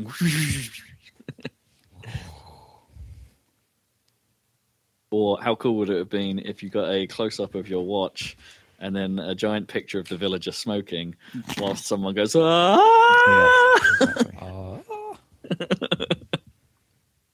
Yes, exactly. Oh my god, I love Metal Gear Solid 5. I need to play that again. One of the best time passing sequences. I never even used that. I think I used it like twice. Yeah. Fucking hell, that game. Anyway. But that's more or less it for Animal Crossing. Just trying to kick out villagers I don't like, which still takes far too long and is really inconvenient. And everyone wishes Nintendo would just let you kick people out. I mean, it would probably be a bit of a like, you'd have to come up with some way to make it less harsh than just be like, I don't like you, get the fuck out. You give them a voucher for some sort of Tom Nook holiday somewhere else. Continue your globe-trotting adventure anywhere but here. You just need to have it be like, well, you just need to make it so it's like smarter. Like make it so you can actually influence their decision in like a more subtle way that's not quite like just straight telling them to their face. Oh, maybe this island's not really for you. You don't seem that happy here. Don't you miss your family? So subtle. Make them really homesick. And the other trouble with it is that like, even when they've created it's the old classic problem of video games in general, which is that if you prevent people from doing something the easy way, but there's still an annoying way to do it, then they'll just end up doing it the annoying way and being annoyed. Like, so when a villager when a villager arrives in your campsite, so like a new person can theoretically join your town. If your town is full when that happens, then when you talk to them and they say, oh, I want to move into your town, then they go into resident services and they're like, oh, the town's full. But maybe someone wants to leave. How about this person? And then it just picks one of your other villagers at random.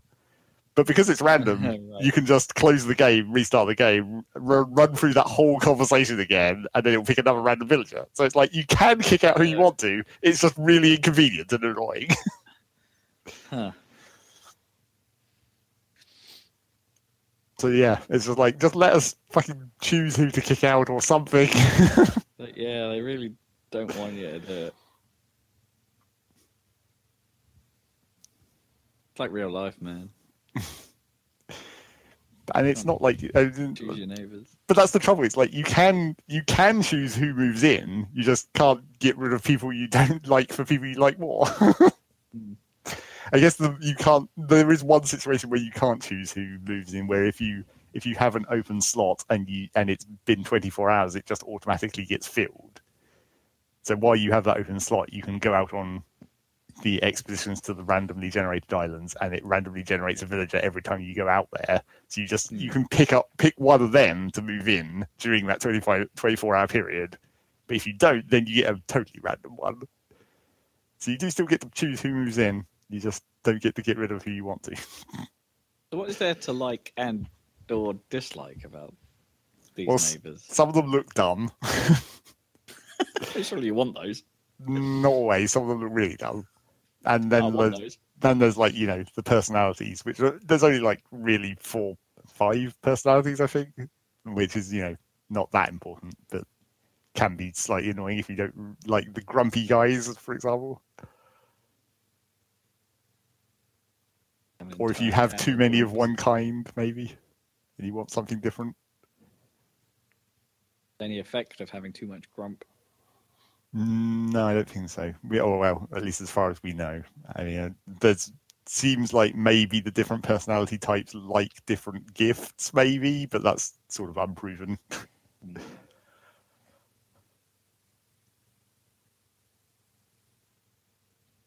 But yeah, that's more or less all the Animal Crossings. And also Animal Crossing has just generally become flower breeding simulator at this point.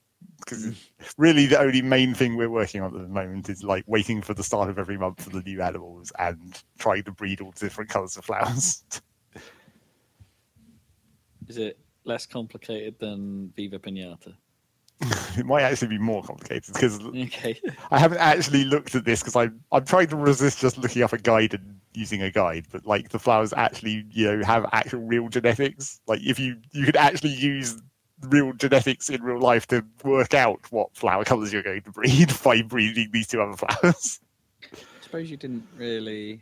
No, it wasn't the flowers you changed colour, was it, in Viva Pinata? You had to figure out how to actually change the pinatas. Animals, yeah. Yeah. So there's that. That's Animal Crossing. If one of these announcements is Viva Pinata 3. on Xbox, new Xbox. Oh man, so hype. Super high resolution. Version, right? A PC version that runs properly and I can play with a mouse. So hype. I think there's like just recently there's been a rumor like the next patch of Animal Crossing might introduce farming, and I'm like, well, now we're just turning it into like a fucking Harvest Moon game or Stardew Valley. Yeah. I'm not sure you want to do that. Do you keep those two things separate?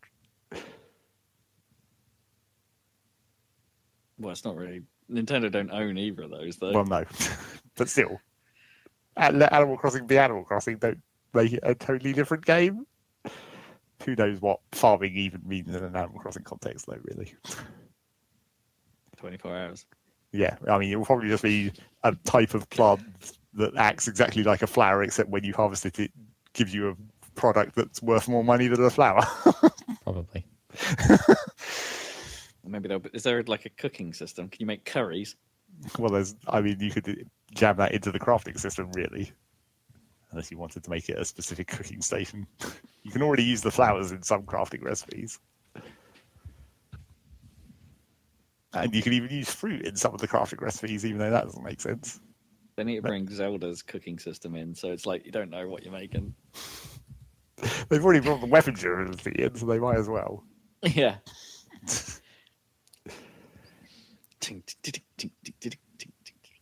dancing food cooking. So we'll see about that.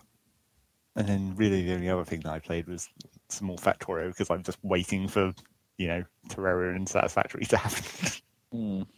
And Rocket League, I guess, but that's standard. We always do that. There's not really been anything new on those fronts worth talking about anyway. No.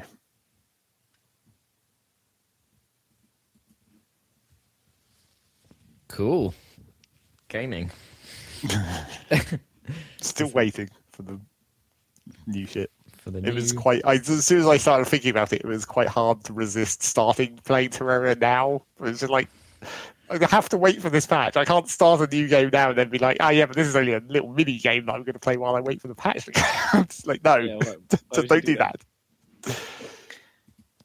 I found that was what I sort of did with Indivisible when I went back into it to be like, oh yeah, maybe I'll just so I'll just see if I can figure out where this stuff is, and then didn't, and it's like, but then I still played it for maybe an hour or so doing some of the side quests. It's like, why am I doing this?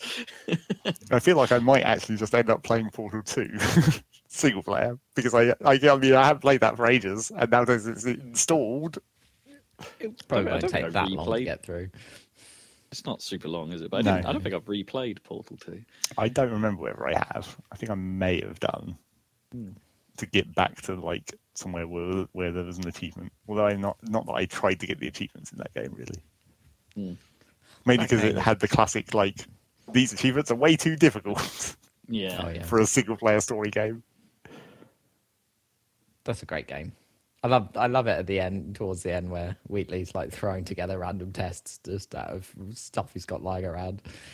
It's all broken and not really working. He's like, oh, no, that was easy.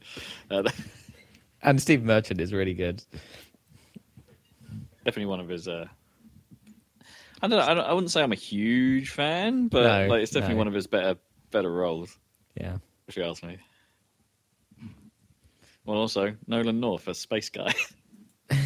I'm in space. I just want to go back to the broken turrets. Also Nolan. Yeah. Also Nolan North. Clickety click, click. Right on the money. Oh man. Yeah, definitely worth a replay, I'm sure. Are you interested in XCOM? Not the new one. No. No? You're not interested? Well, from what I've read of the reviews of that, it's like people have been saying it's like mobile XCOM. It's like XCOM but simplified and toned down. Okay. Oh, really? Oh, I didn't get that vibe from watching the trailers. Supposedly the main thing that's different is like it's meant to be more like small room encounters rather than large levels. Like it's a few turns, but like quite intense rather than a sort of more open space. But that could be kind of interesting in itself. It could be, I guess. Yeah. I'm sort of intrigued. I'm assuming because they put out the whole of the original of Enemy Unknown, didn't they, on iPad? Yeah. Right. I assume they didn't do that with XCOM 2, did they? Or did they? I don't know. XCOM 2 would be on iPad. I don't remember hearing anything about that because they made a big deal of it coming out on the original coming out on iPad, and then maybe it's not such a big deal if 2 did or didn't. And it's like, well, I bet me wondered if they were just like, well, that first XCOM game did all right on iPad. Maybe we should write something that's suited for the mobile platform but hasn't actually come out on the mobile platform. Weird. I don't know. Anyway, I mean, regardless of how good that game is, it's like if I wanted to play XCOM, I'd have to go back to XCOM 2 again because I never got anywhere in that game really. Right. You want to finish your backlog before you crack on with the new one. Yeah. Even if I'd have to mod that backlog to be less annoying. Yeah. Okay, cool. Rob, what you been playing? Well, you've segued brilliantly because I could talk about Gears Tactics. Oh. The not XCOM game. Segue. That's quite a lot like XCOM. Straight over clip. Yeah. Well, you know what? I'm enjoying it. I think it's pretty good. I'm not sure it has the soul necessarily of XCOM or that much of Gears, really. It's sort of like, do you remember when I talked about playing games like Halo Wars and stuff like that, and that it's Halo in coating, but It's kind of only really skin deep. Yeah, for sure. And this kind of gives me that very same feel that it's like it's Gears in skin. Gears skin, yeah. But they they pull in some stuff from the universe to make it feel a bit more like it in the same way that Halo Wars did. But it's I wouldn't say that there is so far very little story. It's set before the events of Gears 1. When they started Hammer of Dawning the planet to all hell, so everything's kind of messed up, and you've been given a little job to do in this newly messed up environment. I mean, everything's always messed up in Gears, but it's newly messed up. And that's kind of it. You've been told to take out this guy who uses emulsion to make more bad Locust, and but you've not been given any resources by General Prescott, who nobody likes. It's like he's well known to not be liked in the Gears series, but he's the chairman of the COG. So what are you going to do? You're going to follow orders. Yes, you've not been given any resources, and you start with just 2 guys, and so you've got to do the whole, hey, guess what? There's a bit of a meta game. We've got to round up some troops and train them up so they get abilities, and there's skill trees for those guys. But that's kind of as deep as the meta game goes. You don't get the ant nest, whatever you call that. What do they call that? Well, begin to sort of. You don't get the map, you don't get buildings, you don't get any of that sort of like build your structures and plan your base kind of stuff that XCOM has.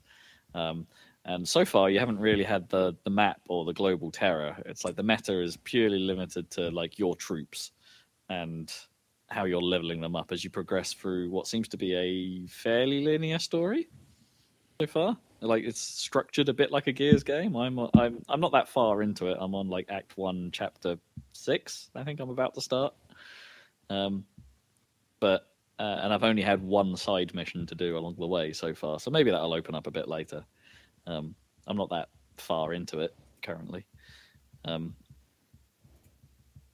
But so that side of it seems quite linear, but the actual tactical stuff itself seems fairly well defined. Put it that way. I haven't had too many super frustrating moments like you always have with XCOM, where it's just like, well, balls, there was nothing I could have done about that. I haven't had one of those yet, because I think the AI so far, at least, has been pretty lenient and pretty stupid. So I'm playing on what the game's recommended difficulty level, which is the sort of intermediate one, and the enemy has a tendency to use Overwatch a lot. Like instead of just directly attacking you, they prefer to kind of put themselves in an attacking position and then just Overwatch over you. But rather than just like, well, you could have taken the shot there, and that probably would have been more troublesome for me. Because Overwatch works a little differently here than it does in XCOM. So in XCOM, you basically just take a pot shot whenever you can, right? To anyone that your guy can see. In this game, you set up a vision cone, which is where your guy is actually looking, and you can actually define. The game doesn't strictly adhere to the grid system like XCOM does, so you can actually, like you get full motion of exactly which angle you want to push at, and actually how far you want the vision cone to go, to some extent. So right. You can like really isolate these specific areas where you want. It's like, okay, if they walk down here, then open fire on them. And it's so that element's actually kind of interesting. So what the enemy tends to do is they'll rock up on you and put their vision cones right over your guys. So in theory, making any action will just get you shot. So the way around that is to then use other guys that aren't in those vision cones to interrupt their Overwatch stance. So you can do that with certain attacks will interrupt their stance. So they're no longer in Overwatch. You want to do that, so then that frees up your actions with the other guys, so then they can do their actions in the turn. And the whole thing ends up meaning that your turns have to play out maybe a little more sequentially than you would have done them in XCOM. You have to really think about who's doing what in what order on your turn. which is usually the thing that normally screws me up when I play strategy games. Like, when I'm playing Wargroove and things like that, I'll make a move and it'll be like, oh, why did I do that? Because now I can't do that this turn, and I've screwed up my own plan by doing things in the wrong sequence. Actually, I think in the new XCOM they've changed it so that it's like, your guys go alternately with the baddies. They have, yeah. There's like a full-on timeline system, isn't there? Yeah. Where everyone, it's not turn-based in Chimera anymore. It's a little more like, well, Bravely Default 2, I suppose. Anyway, in Gears Tactics. Yeah, in Gears Tactics, it's more your turn, their turn. Right. It's, traditional style. So that's it's an interesting change, but it's as I say, it's a little bit exploitable at the moment because I think the enemy should probably be attacking more than they are, but they're only the drones really, and you're getting basic enemies. I've only just been introduced to snipers as enemies, and I've got my own sniper already, things like that. But it's the line of sight system is a little more. What's the word I'm looking for? It feels more. Is it more granular when there's more levels of degradation to it, I suppose? Because you can pull up like the TACCOM from Gears, and that'll give you like really detailed stats on what's going on. It's like, oh, if I take this shot, it's like, okay, my base accuracy is 100%, but it's being diminished by this much because of the range, and it's being diminished this much because I'm partially obstructed, and it's being diminished this much because of the enemy's stance. And you can really get you can get a really decent understanding on why your shot sucks, which I really like. It's like, it's not just like you look at it and go like, well, why is that percentage only 10%? And it's like, right. Where it goes, what? And it actually specifically like spells it out for you. It's like, well, this is the reason. And I think because it's not necessarily grid based all the time, that actually makes a whole lot of sense that they've just built this really nice line of sight based like degradation system. Like, I do think the accuracy should be a little higher at times. Generally, it's got that old frustrating where it's like, hey, you're right in front of this guy. Like, why is your percentage so low? It's like even with that little bit of obstruction, you'd be able to pick up those giant ear, something like that. Just there's a little bit of that sort of dumbness to it, but it's fine. And I wish the snipers could see a bit further than they could, because they seem to have quite limited accuracy at times. But hey, the rest of it kind of plays almost identically to XCOM. Like the way you control it, even like is you've got the list of skills at the bottom of the screen, and you can push the number key to select the skill you want, and then you can push it again to do that action. Which actually screwed me up once because I accidentally threw a grenade at my feet and killed a guy immediately. I'm just like, oh no, I didn't mean to do that. I was just cycling through my options and I accidentally pressed the same button twice, and it just threw a grenade at my feet and I died. It's like, bugger. And so far, I think it's pretty good. Sweet. It hasn't been challenging yet, but it seems solid. And it's I don't know what more to really add to that. It's by Splash Damage, and I get the feeling that I haven't looked up what else they've done, but there's like, I don't know if they worked on. There are elements of the music that occasionally make me think like, oh, this has got a little bit of that. I mentioned Massive Chalice last episode, didn't I? It's got a little bit of that Massive Chalice vibe about it, and I'm like, oh, I'm kind of into this. With little flecks here and there of some of the classic Gears of War music style, like from Gears of War 1. And it's like, this is getting a bit nostalgic here. And because I'm a Game Pass user and I pre-downloaded it before it came out, it counts as a pre-order. So I don't know if like every Game Pass member gets this, but one of the bonuses is I get Cole. I get the Cole train as a playable character.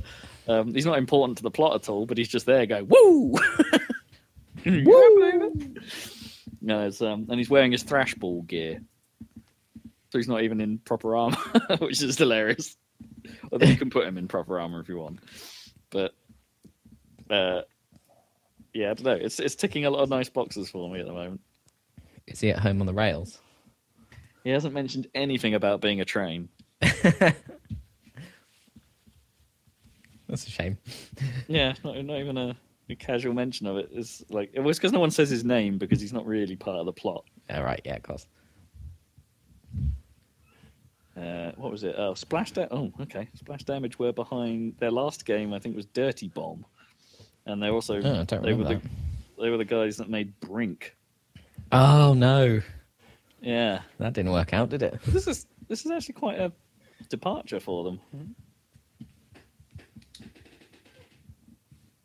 Well, I suppose. Oh, and they assist with Gears 5 and Master Chief Collection. Okay, Splash Damage. Yeah, so I will plow on with that for a bit. At least it's something else tactical I can do other than Wargroove, which I finished the campaign of. Mm-hmm.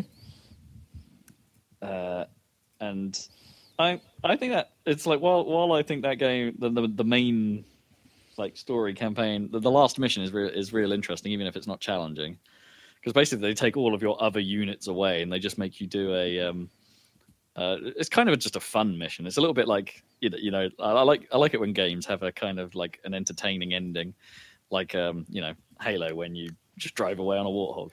It's like it's like this isn't really all that challenging, but it's fun to do. Good way to finish a game. Whereas this just like gives you 6, I think, commander units instead of regular units and a single commander. It's like so it means you can't let anyone die, but it does mean you're just rocking over this battlefield with super powerful units, Right. and using their abilities way more like all at once, which is kind of fun. The game throws a couple of curveballs at you in that mission, which I won't spoil here. That you do have to pay a little bit of attention to. So you know it is possible to die, but it's you know if you've got that far, just use the same tactics. Keep going. It's fine. You'll get through it. It was kind of nice. And it's got a question mark ending. That means I need to earn more stars. More in I think I can do it in other ways. I don't have to go and replay the campaign missions to do them better. To unlock the final ending, the final epilogue, and it's like so I might go tackle some of the puzzle and arcade modes and see what those are like. But yeah, I quite enjoyed Wargroove. I think it scratches the same itch as Advance Wars, but it's not an Advance Wars. It's not as good as Advance Wars, but it's pretty close. So if you're hankering for one, Close enough if you've got a hankering. yeah, then definitely give it a look. It's worth it. So I finished that. Yeah, I'm still plugging away at 2 Point Hospital. I still haven't found where Research 5 is. I don't know how to do that. How to get Research 5. No, I feel like I have to look that up. Yeah, I can't research for Research 5 like you did with Research 4, so I don't know quite how to train my people in it. So I can't create a world-class researcher and get that achievement and do that mission where you need one for 3 stars. So I've been going back and playing. Did you get the other 5 stars done? The surgeon and the psychiatrist? No, I've not done either of those yet. So the level I'm on is the surgery level. I've gone back to that one to try and get more stars, thinking well, this is the perfect chance to get more surgery training in. And that one I think I can get to surgery 5. I just, need to spend some time actually training some dudes whilst managing a goddamn hospital. Yeah. I haven't had any more repeats on the DJ. That's the important thing. Not since that one time where I had loads. You definitely hit a point on all of those levels where you just it suddenly explodes into money. Yeah, it's like you just get over this hump and it's like, oh, I'm swimming in it now. I'm gonna have to build rooms for the hell of it rather than actually making my hospital better. Well, I mean, you could always use more GP's officers and mega scans. Just keep throwing them down. I've never quite come up with a particular philosophy for how I should lay out my hospitals still, though, because it's like a bit of me wonders sometimes if the spread out nature of just having a mess of rooms actually works better because they're not all clustering around one area. And well, it depends if you have lots of little clusters, then maybe that actually works out being more efficient. Depends whether you're willing to sacrifice more space for like corridors. You just need that too. Yeah. wider, better corridors for if you're going to cluster all the stuff in one place. Mm. But it's definitely advantageous to really just have treatment on the edges and then everything else closer into the center. Because, once they go out of treatment, they don't come back. So they can just get off the map. Yeah, fair enough. I think I need to be a bit more ruthless sometimes, or a bit more proactive in terms of checking everyone's health status out and being like, right, you need to go home. We're never going to do it. I only do that if I need it for the the end of mission thing. Yeah, the number if you of want cures. those cure rates. Yeah.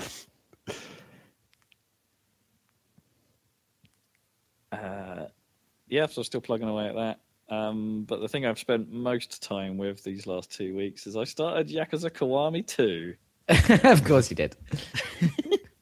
I really fancied that level of stupid. Yeah, and makes sense. In lockdown times, it doesn't really disappoint. It's that same level of stupid as the first game. Sweet. Well, I say that level of stupid. Like it's so. Like the Yakuza series of games has been described as an economical series in terms of its development. They reuse a lot of assets. They reuse a lot of materials and sounds, and they keep the engines pretty simple, and they keep the tool set they work with pretty simple.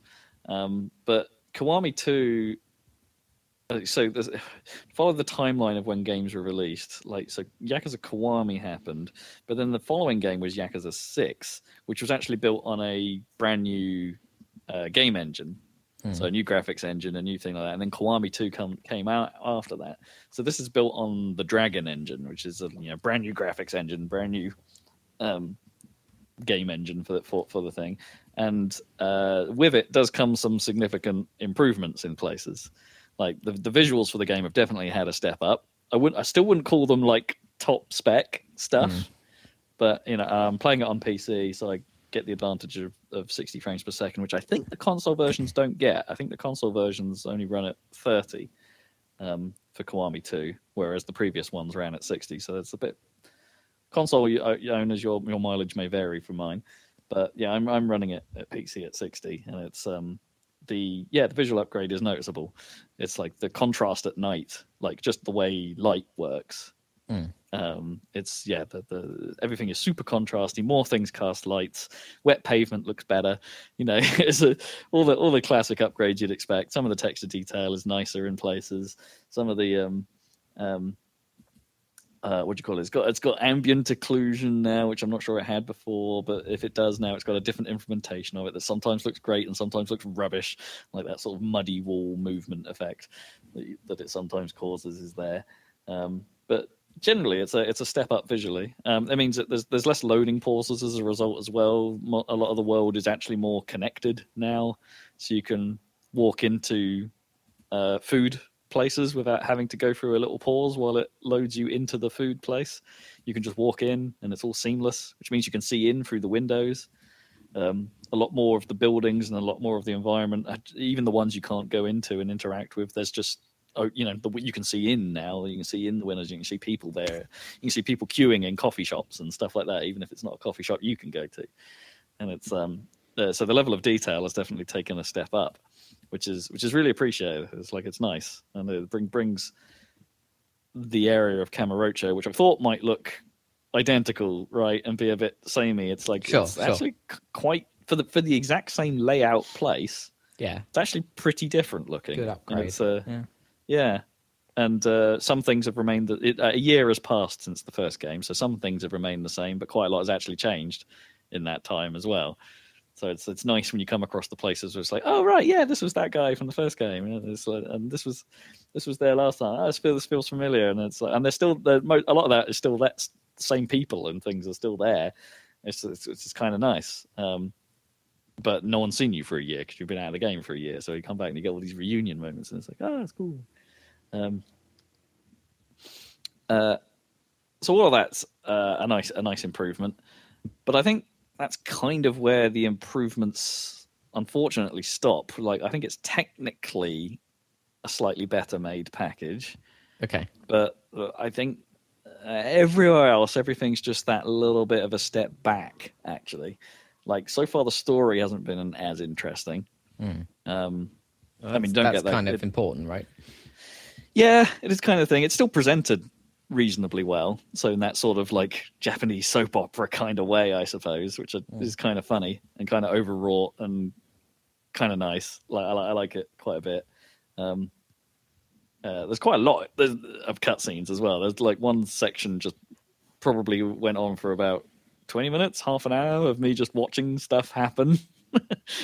Which I don't mind because it's actually all kind of engaging, and it's like it's as ropey as it is, because it's basically just a shot-for-shot remake of Yakuza 2. It's like they haven't really done anything particularly new to it. At times, it's fairly ropey, but if you go back and think, it's like, well, if all of this was in this back then, that's kind of impressive, and it still translates reasonably well. So, like the direction of things then must have been pretty good. But perhaps it hasn't aged by modern standards too well in spots. Like some of the animation has clearly just been done by hand and doesn't look quite right, as opposed to being mocapped and stuff like that.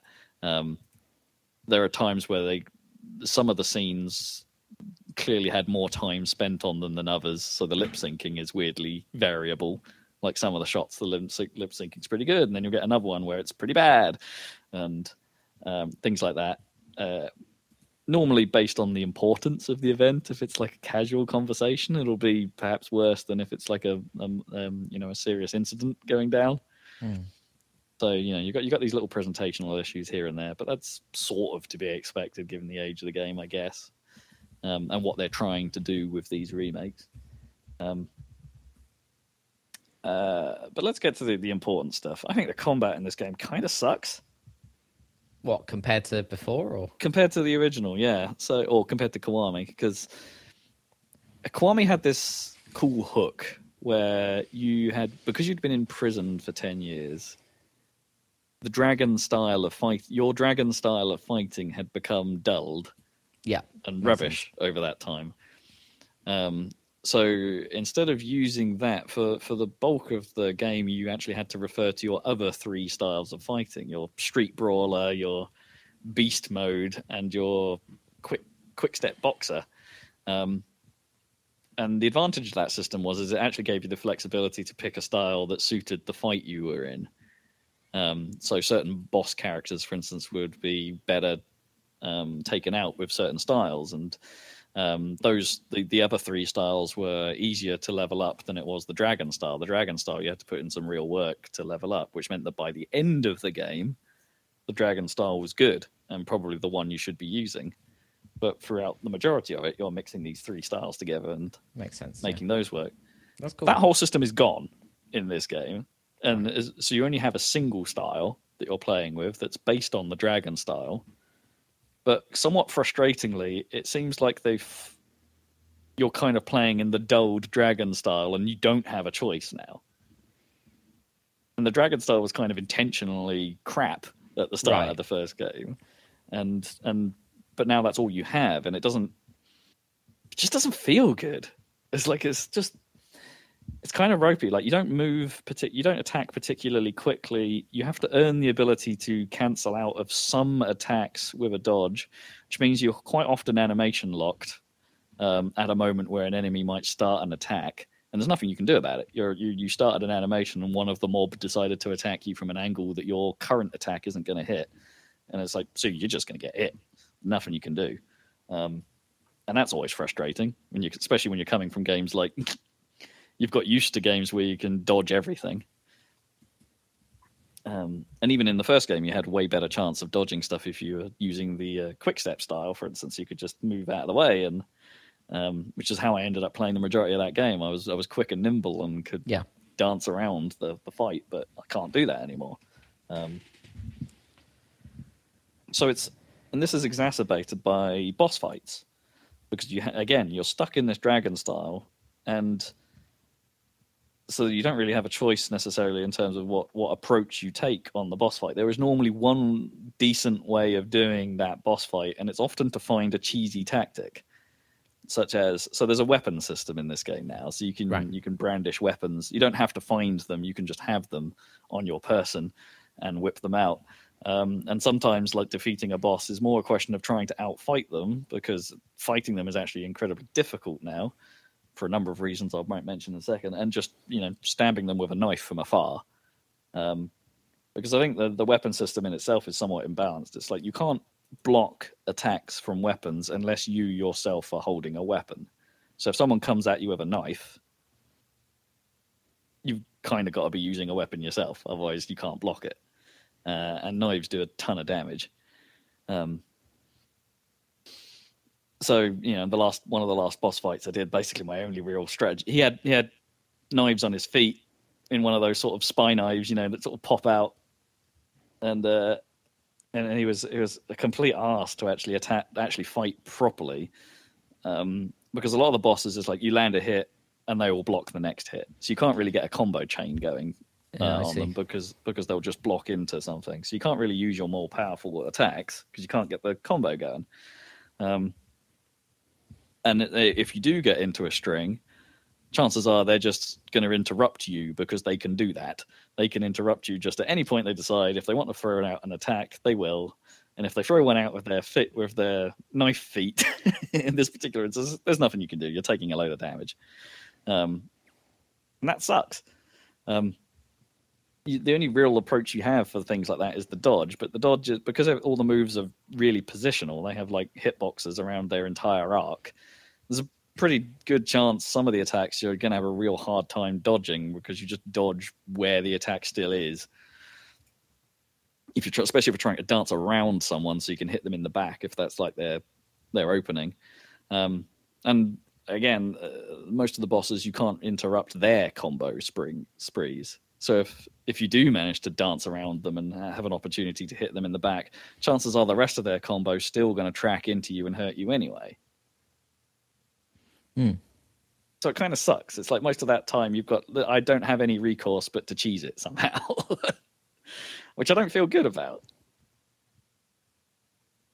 So I'm just going to get my katana out, and I'm going to stand as far away as I can from you and just poke at you until maybe you get hurt a bit. Yeah, it doesn't sound that fun. No, it's a real shame, because I thought the style system in the first game kind of alleviated a lot of these issues. The bosses would still have attacks that you couldn't interrupt. The bosses would still have these quirks and annoyances, but you could find a way around them by using the different styles, and it still felt like you were overcoming that boss's weakness. Whereas now it's just like I don't feel like I'm overcoming a weakness. It feels like I'm finding a hack almost. Right. Cheesing. This is the cheaty way to do this. So yeah, I'm not really enjoying the fights as much. And there's a lot of fights. Like a lot of fights. I feel like I'm missing something. Like maybe I'm underleveled for what I'm doing right now, but I'm not focusing too much on the story. Like I'm trying to do the other stuff in the game, because the other stuff in the game is weird. Yeah. I mean, what, even like by the standards of the series? There's definitely been some moments where I'm just like, oh, that deserves more than one raised eyebrow. It's just you're raising both. I need a third eyebrow here. I don't know what else I can raise. Like the one there's a Yakuza boss who you help, a family boss who you help out, and he wants to show his gratitude to you. So he takes you to this. He goes, "Oh, this is a great place. You're going to love it. The girls are amazing." And it's like the sleaze factor, I think, in this one is a little bit raised, which you may or may not approve of. I'm not sure I enjoy it as much as the first game. It's a little bit maybe too far. The language is often a little bit more terse and stuff like that, and which isn't a problem in itself, but how it's used more casually, and also some of the subject matter is a little bit more sleazy this time around. But yeah, he takes you to this sort of place. Like he's like, well, the girls are amazing, and then it becomes apparent pretty quickly that something's a bit weird, because the hostess is trying to dress you in a diaper, and then you sort of stumble accidentally and fall through a wall into a creche filled with adult man babies. Okay. which including the Yakuza boss who's just brought you here, and he's funny. just like rolling around on the floor going, "Isn't this place great?" And you're like, "This isn't really my thing." And he's like, "How dare you disrespect my what's the word I'm looking for? My hospitality." And so you get into a fight with man babies in a crash, and it's, it's just... the game has quite a lot of that. Quite a lot of, that's just one example, but there's quite a lot of just really dumb things. You can go sing karaoke now. You can go, which is hilarious because the last I just did that and Majima was there singing terribly. Majima's back. Naturally. But his role seems a lot more downplayed as well now, to be honest. So it's not, you don't have the Majima everywhere system anymore. So he's not turning up in random places, which was hilarious. I love that in the first game. Anything you could do, he could be there.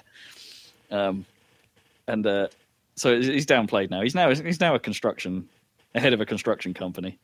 So you end up having this weird little strategy, a sort of RTS tower defense thing to play with him and his minions, to protect his equipment from the dragons of the construction world who are trying to take you down. Oh, I see. Oh, it's so random. And there's also another massive mini game where you're managing a hostess club, and you're trying to keep everyone happy, and you're trying to manage your girls and keep that. And it's like the mini games just keep coming, and most of the ones from the previous game still. You can still play. I was forced to play mahjong for a bit, which I still suck at. There's blackjack in there. There's ochikubu, I think, which is like Japanese blackjack as well. It's just chock-a-block with all these weird other things you can do. It's got Virtua Fighter 2 in there. Naturally. And Virtua Fighter 2. That's pretty funny. It's pretty, yeah. Oh, it plays terribly, but it's it always did, right? Yeah, the AI cheats, like supremely cheats. It's very obvious that the game is just reading what you're doing and countering it immediately. But hey, it's there. I can make my own Yakuza game with blackjack and hookers. Yeah, it's kind of that.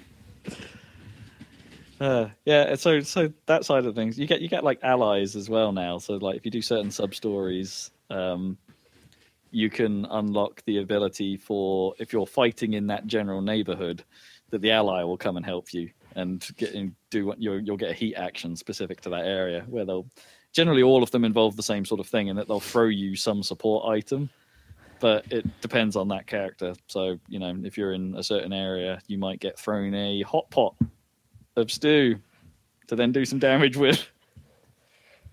The classic hot pot weapon. Hot pot weaponry. Or, you casually buy one of these clubs that has a lady dressed in leather outside. She will hand you one of those small solid whip devices that you can then use to... Naturally. Yeah, naturally. So I'm a bit confused. What would you play... Yakuza Kiwami 1 or I think Kiwami 1's the better game, right? And Kiwami 2 is definitely a follow-on from that. The story does pick. I mean, it has quite a nice thing right at the start, actually, where it has an extensive "here's what happened in the first game" that you can opt into if you want. Oh, that's cool. And it will basically go through the story, but it's presented kind of like, we're going to talk about Date-san for a bit, and we'll talk about his role in the story. Oh, now we're going to move on to this other thing. We'll talk about Terada and why he was a big deal. We'll just talk about him. And so it's not telling it completely sequentially. It's sort of giving you the hot points, the key points of the story, kind of relevant to characters, which is kind of interesting. So it's not played back in the same way as you experienced it in the first game, which is, I think that's really cool. There's a lot of it as well, so you can watch that for quite a while, being like, okay, what did happen? What is this all about? Because then a lot of what's going on in this game is like referring back to the events of a year ago, every now and then. So it's worth watching that. But hey, you might as well play the first game. Because maybe it. As I say, I'm about 15-ish hours in, and A lot of what I've read says the combat system does get better, but a little bit like the Dragon style, you do need to invest in it, and by the end of the game, it's finally hitting its stride. But it's just a shame that you're limited in this way. They made some choices, and I'm not sure I'm on board with them. Yeah. But then you get these other things, like the experience system is more interesting this time because you get experience points in different categories. So you don't just get experience, you get, I've got points in attack, or I've got points in defense, and I've got points in life skills. And I need all the skills in the menu require different amounts of experience from each pool. You can't see when you're unlocking skills, you need to pay attention to the various pools you've got. And there's a hunger meter now that you don't need to fill. You don't get hungry and like starve, but it determines how much food you can have. So if you're using food to heal, which is the primary way of healing, you can't do it all the time because you'll get full up. And the alcohol system is back, and it's quite easy to get drunk. And then you start stumbling about, which is always hilarious, and getting into more fights as a result. And in the game, wouldn't think it would be possible to get into more fights in I that know. game. I know. So it's like, I don't think it's as good as Kiwami 1, and most of the game is kind of on the same level. But it's just it's the combat system that's just really bringing it down for me.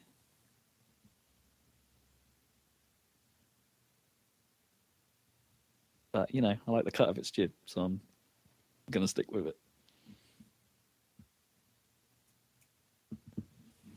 Well, it's a stupid. You're game. in now. But it's good stupid.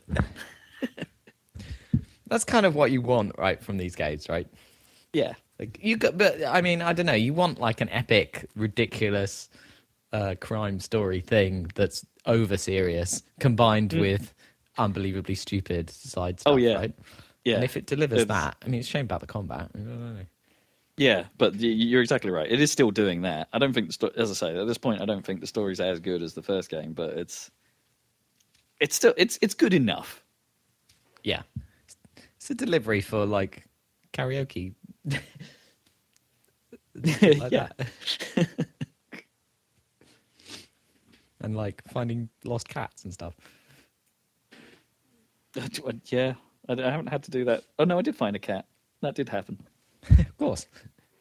It was a hostage situation that wasn't a hostage situation, as it turned out. It's like, you've got to help me. They've got my baby. It's like, turns out it's a cat. It's a cat. A classic catnapping. Yeah. Oh, I should mention as well, actually, that this is a fairly big change. There is a whole new area.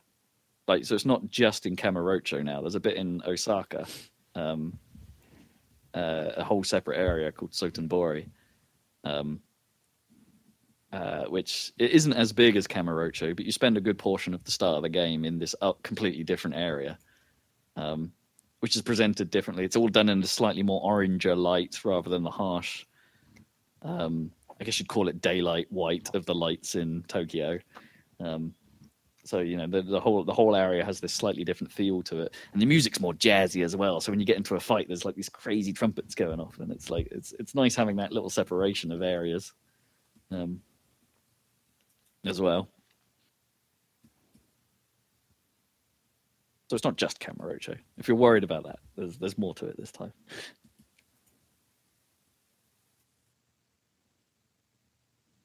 And that's Kiwami too.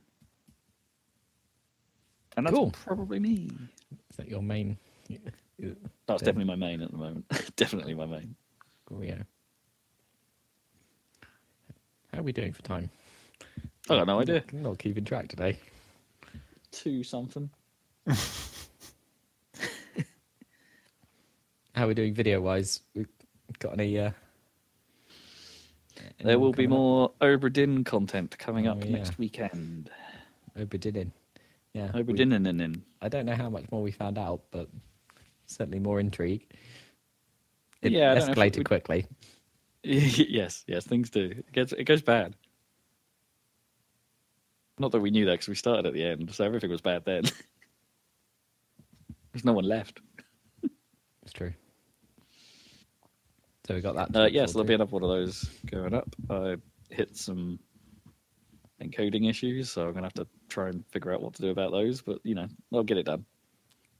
Cool. Yeah. And yeah, well, I don't know. In higher quality this time as well. Higher quality. Yeah, look forward to that. And we'll be back with another Saladcast in a couple of weeks for lockdown, I guess. Yeah. So stay tuned for that. It's not going away anytime soon, is it? No. Even all this over the peak and all that nonsense. All that's going to mean is that people are going to start flouting the rules more. You're going to have more garden parties to break up, Zach. Need a market. Come on. Stay inside, stay safe, and play games. Yeah, boy. And we'll catch you next time. Oh, wait, that's me. Got to press the stop button. Bye.